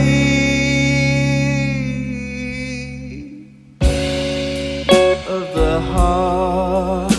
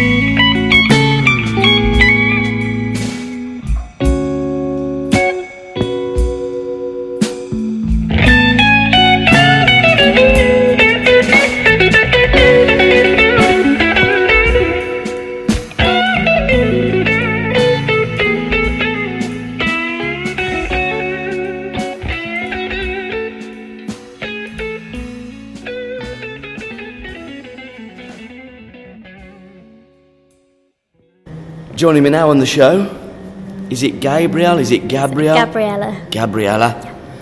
Beautiful name. Thank you very much. For a beautiful young lady. Thank you. tell me about yourself. Well, I'm 20. I'm from Birmingham, and I'm a singer-songwriter. Yep. I write songs about real-life experiences that I think a lot of people can relate to. It's sort of bluesy, rocky. Obviously playing the acoustic sessions tonight, so it's nice to do sort of like a very raw, everything sort of brought in a little bit more. It's more about the storytelling.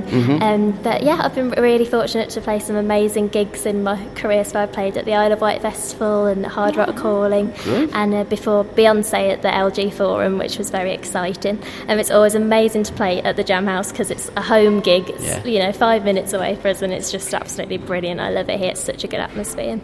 I mean, you've just name-checked some proper talent that you and venues that you've gigged at. The Isle of Wight Festival, that's one of the best It was festivals. amazing. There's so much history there, and I think just as a weekend, it was just so exciting. And it was, obviously it's on the news, and everyone's like, it's so muddy, you can't come down. Everyone, whatever you do, don't come to the Isle of Wight. But it was absolutely amazing, and some miracle happened where I played on the beach stage, which was really exciting, and they had this amazing sand sculpture at the bottom, and the clouds sort of parted, and it was really sunny, and we felt like we were on our holiday. So it was like really funny to see on the news that they were like, oh, it's absolutely terrible, and then we got there and it was gorgeous, and it really was one of the most exciting weekends of my life. It was just absolutely amazing. Fantastic. Whereabouts in Birmingham are you from? Sutton Coldfield, so there's not a too far Sutton away. influence here tonight with Drummond, isn't there? Yeah, there is. So I actually met Ben walking my dog, because my dog's called Hendrix, and he is, if you can imagine like a Marley and me situation, when he was a puppy, that was every day of the week. So he was running off, like just being a little bit cheeky. And I was like calling after him, and Hendrix, and he was like, oh, are you into music? And I was like, well, yeah, like I sing and write songs. And he was like, oh, you should get up at the station, the pub in Sutton Coldfield. And then he was like, oh, I'll get you on at the Jamhouse. And really it was from this gig that I did get the Hard Rock Calling in the Isle of Wight. John from Live Nation has been really supportive, and he came to the Jamhouse and saw that I could play here and was like, I'll get you on at Hyde Park, which I didn't really know what it meant at the time because I was quite young. And then you didn't know what Hyde Park meant? Well, I didn't know that it was, was a festival and all this stuff, because I was still just coming out of my GCSE year. I didn't really know a lot about the music industry. And then literally a couple of weeks after my 16th birthday, he was like, how do you fancy playing at Hyde Park? And I was like, oh, okay. And then I looked at the bill, and it was like Slash and Jay-Z, and I was like, oh, okay, this is really, really serious. And it was absolutely amazing. So I feel really lucky to have had these experiences, and I feel like I have a lot of tales to tell when I'm an old lady. I mean, next year there's the I think it's 21st of June. You've got the Who and Paul Weller and Johnny Marr playing at Hyde Park, playing the same place that you played. I would just love to see Barbara O'Reilly live. I think that would just be really fun. I love the song. Who are you mainly influenced by? What kind of artists? Well, it's a bit of a mix. I mean, around the house, like my dad always played like bands like Free and Led Zeppelin, so I sort of grew up listening to like Paul Rodgers and thinking like, wow, he's got a really nice like sort of warm voice. But then also as a girl, like being a child in the 90s, it was also like Christina Aguilera, and then like later, a bit of Beyonce and Rihanna and things like that. So there's definitely like an influence of sort of old like classic rock and then pop as well. So I like to do a bit of a mashup, like I throw a Rihanna in there, but then I'll occasionally do like Metallica, Nothing Else Matters, just to, because I think it's fun to do, to surprise people and see what different people recognise. Oh, I bet it's surprising. It's always fun to see the look on people's faces when you do Rude Boy, just because it's so inappropriate and awkward. You've done that tonight, didn't you? I heard, But yeah, I think it's good just to... I think it makes it really enjoyable just to do stuff that if it surprises yourself, you're thinking, oh my gosh, I can't believe I'm doing this. Then hopefully it'll be fun for the people watching as well. Music, trust me, it was fun for me watching you tonight. It was superb. Thank you very much. And I thought when young Tom come on the stage with you as well. Amazing. Wow. I absolutely love Tom. It feels like we met years ago, but it actually wasn't that long ago. We've been practicing, and because he is very much into his blues, he has such a soulful side to his voice. Whenever we sort of sing together, we are more inclined to go back to like the Clapton and the Free, which is amazing. But I think it's also important to bring in new stuff. So like when we do All Along the Watchtower, we do it with Crazy in Love, and when we do Old Love, we do it with Clean Bandit, Rather Be. Because I think people often forget like where your roots are and where a lot of pop songs actually came from. So I think it's just really fun to play with someone like him who absolutely loves singing. You can just tell in every note he sings he's having an absolute ball, and it's infectious. You just want to sing all night long with him because he's just so good.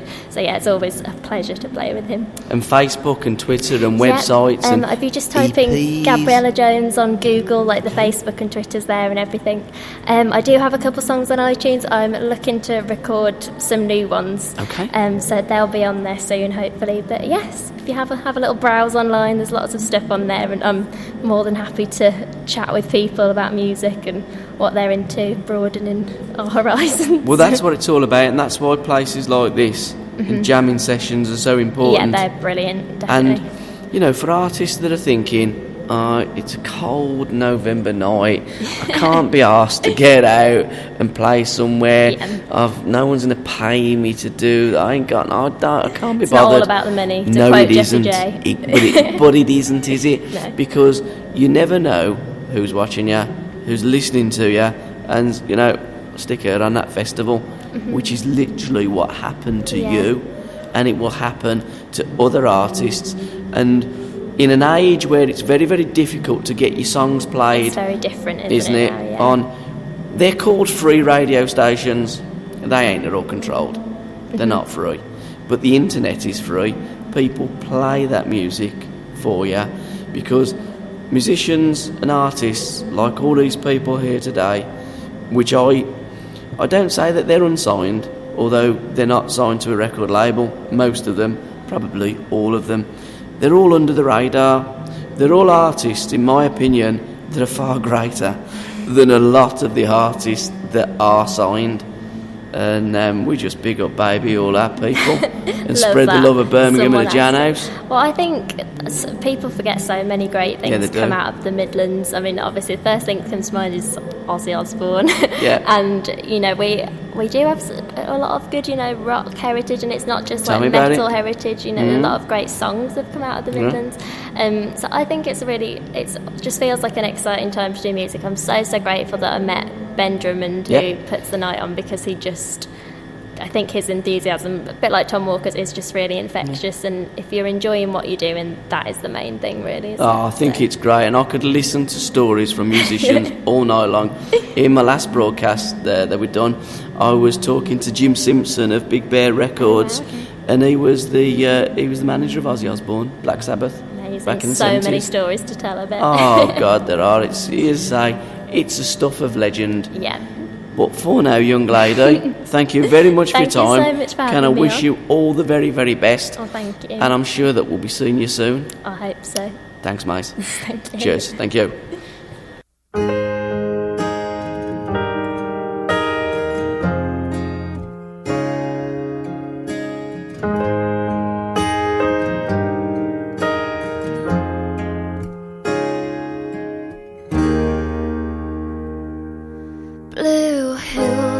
Purple butterflies, you kill me with your sad goodbyes. I know it's weird, but you're still wonderful to me. And I should love that you left me in such a state, and I'm into love that you're making me wait. Oh, well, that's just not good enough for you, and not for me. Oh, baby, can't you see that we are meant to be?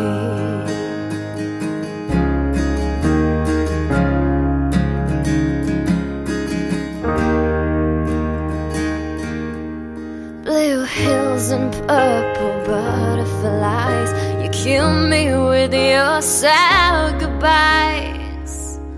I know it's weird, but you're still wonderful to me. Well, I'm overthinking every word. You could be drinking, stealing every girl.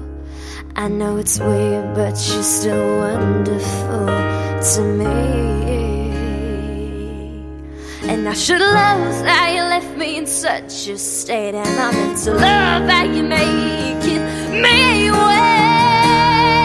Oh, well, that's just not good enough for you and not for me. Oh, baby, can't you see that we are meant to be? And now I'm walking around hoping that I find something that you hadn't found. Well, I guess there's nothing more. Tell myself to stop and think when you remind me of everything. Well, I guess there's nothing more.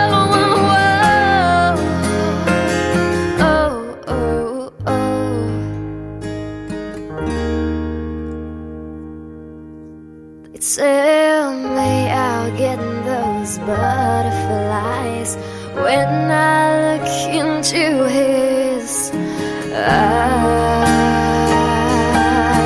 Oh, I know it's weird, but you're wonderful to me. And I should love how you left me in such a state, and I meant to love how you making me wait. Oh, well, that's just not good enough for you and not for me. Oh, baby, can't you see that we are meant to be?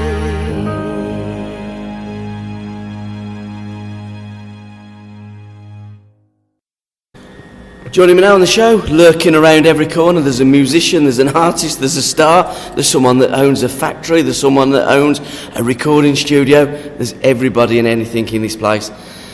How are you, mate? I'm okay. Your name and tell me all about what you do. I'm Toby Wilson. I play the drums first and foremost and run a studio in Edgbaston. Okay. Tell me about you playing the drums. Ben was telling me you're a session musician, you're all over the place, presumably. That's correct, yeah. I've been, for the last year and a half, I've been playing with a 21-year-old blues guitarist called Lawrence Jones. I've heard of him. And, it's going really well. It's been playing all over Europe, and it's a big world out there, isn't it? Big world, yeah. You know, and people think, we're in Birmingham and it's just Birmingham, but there's parts of the world that we're just a small little bit, aren't we? We are. It's massive out there, and the audiences, a few of the places that you've played, what have your audiences been like? And before you answer me, has Germany been the best? I haven't actually been to Germany. Oh, okay. Switzerland was incredible. Was you with Drummond in Switzerland? I was, yeah. Okay, I was, yeah. It was you. the three of us, and it was fantastic.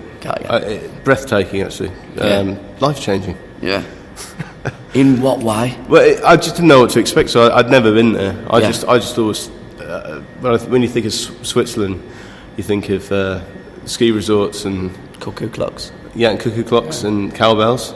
Yeah. But you get all that. Yeah. But you get, I mean, it's just travelling through. We drove. It took 17 hours. It was one hell of a drive. Oh, I bet it was. But the just going straight, like through France, Belgium, and just watching the scenery change. Yeah. Or waking up. You think, wow. Wait a minute. Yeah. It's incredible. How many days did you play there in Europe? In Switzerland, we were there for, I think with 3 gigs. We were there for 4 days. Mm-hmm. And we mainly playing very posh hotels. Yeah, you told me about that bottle of wine. The six bottles of wine. Oh, the 6 bottles. How much for them bottles of wine? Mate, it was incredible. I think they were 1,000 francs a bottle. Yeah. And we didn't know that until the 5th. No, you told me that as well. But so you get well looked after as well. Yeah. A different way of living, definitely. So when you're going back, if you need anybody to do a few interviews, or carry your bags or anything like that, absolutely, I can do that. Well, you're the man for the job. I might not be able to drum or play the bass or sing or anything like, but I can carry bags.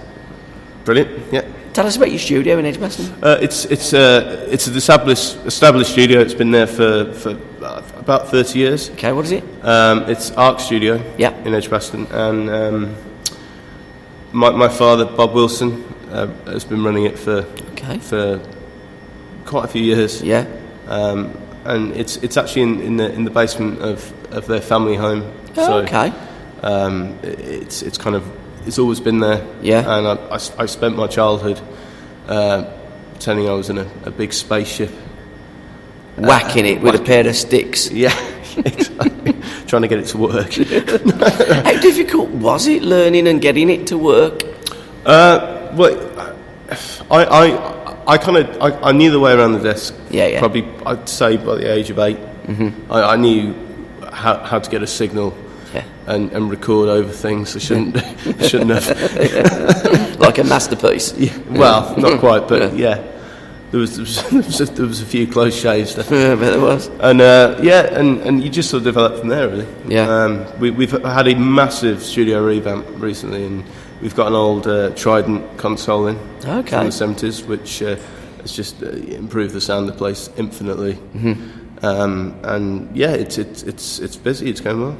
Fantastic. And as far as studios go, you know. Oh yeah. In this day and age. Is it open to other people, or is it one that you've got a studio and you invite people to come in? Yeah, and cut stuff. There's a lot of. It's always been word of mouth. Yes. Really. Yeah. And you know, it's only now I'm thinking about advertising. Yeah. Getting the site together. But if I'm quite slow on that, really. If you need advertising, yeah. If you need anything, we'll link up with you and we'll help you. We'll put it on our website and on our sports radio, our music projects, and that's what we set it all up to do, and to help musicians and to help people link up, and it's just it's just massive piece of socialism, isn't it? Really, just sharing. But I think where our studio scores, is that we still use tape. As well as having state-of-the-art analog to digital converters, running Logic, Pro Tools, we still use tape, and so we get a lot of trade through that market. Yeah. So I guess that kind of makes us fairly unique in a way. Superb. Because I would imagine it's quite competitive, isn't it? There's a number, but it is not too many record. I mean, it's not everyone that has one in the basement. Exactly, and I mean, you can get great results in your bedroom. You know, anyone can. Oh yeah. But there's still that whole train of thought of being in a room and playing together. Yeah. And you can't beat that. Yeah. It's it's quite nice. Superb. And where's next for you? Where's next for me? I don't know really. I've got quite a few projects on. I'm doing a lot of work with Ben. Yeah. So we're going to be working together, and I think, so that's going to occupy a lot of next year. And he's going to get involved with the studio as well. Okay. And, we're going to be based around Edgbaston, I think. Fair play. Quite a lot, and running stuff from there. Well, I ain't too far away from there, so I'll check it out. Where are you? Well, I'm all around Moseley and Edgbaston. I actually live in Moseley. That's kind of where I work. Yeah.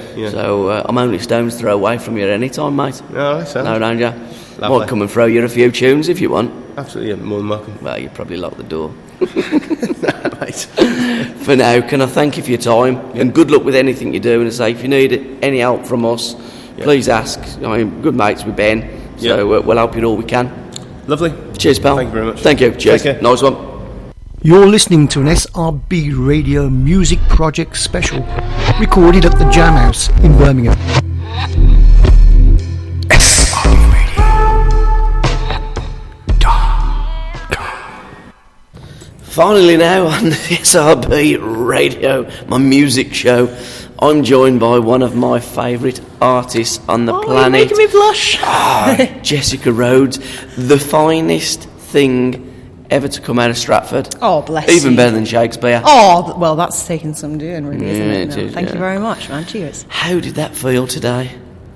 Considering it was about 30 seconds ago, quite warm. I know. Is maybe the start. No, it was really, really nice vibes tonight. Whenever you do Ben Drummond's Jamhouse acoustic night, the level of talent that is in the room is pressure enough as it is. Yeah. And as all these acts come on, they were just so amazing. Every single one of them was so amazing. And then you really have to deliver to the room because you feel like you owe it to the room. Yep. So we put a lot in, and as you can see from beads of sweat from all of us. But yeah, it was a really, really lovely gig. Amazing room, amazing people, and amazing vibes. Really, really nice. I was front row. I got my little chair. And that's where the vibes were coming from. Oh, from the floorboards up, baby. I'll tell you what, I could feel it. And I was just, your band literally were rocking. It's a soulful, it's a funky. Yeah. You had Ben on bass, and Ben was like into it. It was just fantastic. Thank it was you. Phenomenal. And even the lady that's putting your record together was here all the way from Wales tonight. Indeed, we're so lucky. We've got such a strong relationship with our friends at Rockfield Studios, one of the best studios we've ever been to. Just imagine writing your best work in the middle of a farm in the beautiful countryside of Monmouth. And she's fantastic, Lisa. I would highly recommend anybody to go to Rockfield. We recorded our album there, so do it, man. It's awesome. So many artists have. They have. I mean, we were just standing in the wake of such amazing people. I got on the Bosendorfer piano, and it was like, this is what Bohemian Rhapsody was recorded on. This is what Yellow, Coldplay was recorded. I am sitting here on my little, sort of whatever is going on. Do you think it blows your mind to think that these amazing tracks have all culminated from this one place? It's just amazing. But that's the thing about, and it's like the Jamhouse, isn't it? The amount of people, I've said this a few times earlier in the show, all the pictures on the wall, the history of this place. And it's just so sad that there aren't more places like this in this area, in the country. I think that live music just needs to have a voice again, because so many people are swept up with sort of electro, techno dance, which I'm not against at all, because I was totally into it when I was at uni. I really loved to rave and stuff, but there's something special about someone just standing there and giving it what they have inside themselves. And tonight was just totally a testament to that. So many amazing singers, so many amazing just talent. You can't imagine how much talent could come out of someone's body. It was amazing. Really cool. Absolutely. Let's talk about this album that you have been doing. When will it be done? When can I get my hands on it to play it? Right, well, we've recently been doing a lot of talking. We like to talk a lot. As you know, we've done everything ourselves from the beginning to here, and we've funded everything our own way, and we've got to the point where we're thinking, do we get someone on board? Do we go down a real distribution route of finding a label, finding a publishing house and all that stuff? Or do we keep going grassroots and start our own little thing? So at the moment, we have got a support slot in the LG Forum on the 31st of May for Maroon 5. Okay. We are hoping to put a tour together around that sort of time as well, so there'll be lots of little gigs that you can come and have a look at. We're also, at that same time, looking to have a self-release for a digital copy of an EP. So you will be able to get your hands on at least 2 tracks next year, and hopefully the rest of the album will be coming out later that year. And if it's on Amazon, we can put it in our online shop for you as well. Thank you very much. We don't just play your music. We don't just come out and meet you. We don't just cut shows with you. We can sell your music for you. Sell it for us. And we've also got a record label as well. Fantastic. We're only small. We're growing. We're getting bigger. But we try and we help each other. And the one word that's come out tonight, family. It is family, isn't it? Music, everybody helps each other. You jump in and say, "Look, Ben did tonight." You so rarely find a musician who is not got a heart of gold. And you meet so many amazing people just doing what you do anyway. I mean, the level of appreciation between musicians is phenomenal, and nights like this need to be cherished, because it's when you get to meet these people in their their natural habitat. We're all doing what we love, and we get to gel together at the same time as well. I couldn't ask for anything more, really. And it's on Twitter. It's at Jessica Rhodes. At Jessica Rhodes UK, and you can also get us on at Jessica Rhodes HQ. So we have both going on in tandem. It's all good. And Facebook's Jessica Rhodes Music. Baby. If you go Jessica Rhodes, porn star comes up first. I know, it's ridiculous, isn't it? It's still that way. Yeah, so if anyone knows any SEO optimization help, we'd love that at some point. But on the plus side, I'm getting a lot of traffic for some interesting... Gonna sell a hell of a lot of albums. I know, I'm clearly not wearing the right attire for Jessa Rhodes, but please look up Jessica instead, and you'll find us. Jessica is far more talented. Thank you very much. Far more talented than that.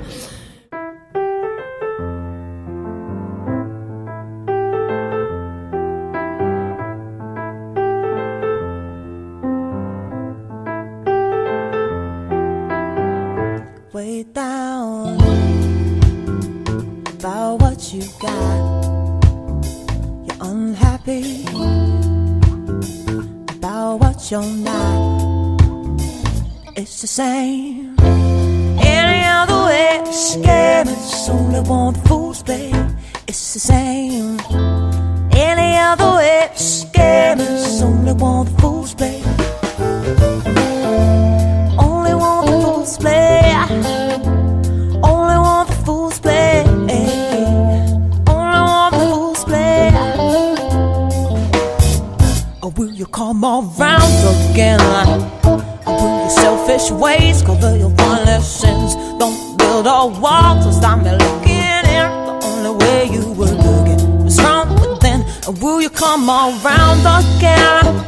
Or will your selfish ways cover your violent sins? Don't build a wall to stop me looking in. The only way you were looking was wrong within. The only way you were looking, it was wrong within. The only way you were looking was wrong within. The only way you were looking, it was wrong within.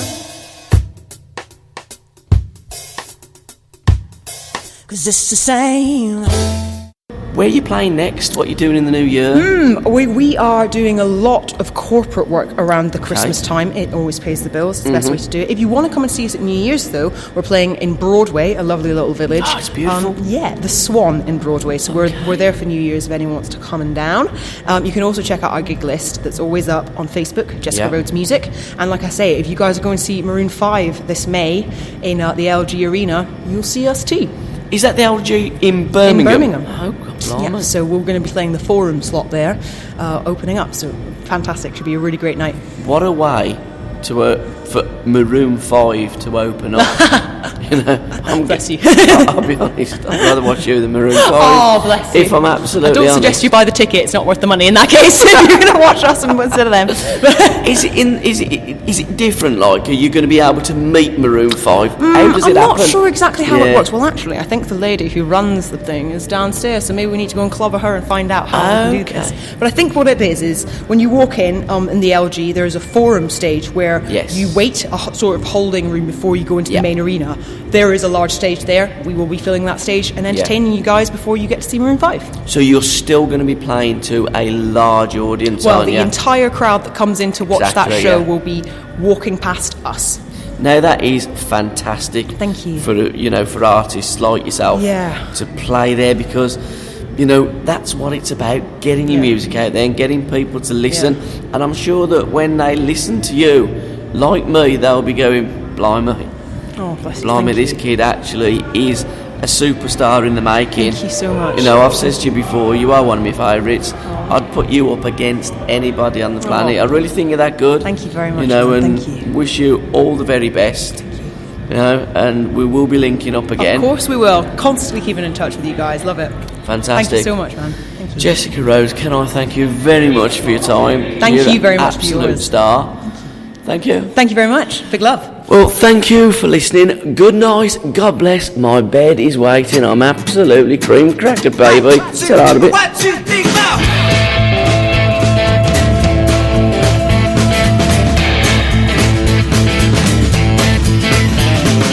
Firecracker smacking back along a lost and lonely track. 'Cause I think I've been trapped inside the web of my own truths and lies tonight.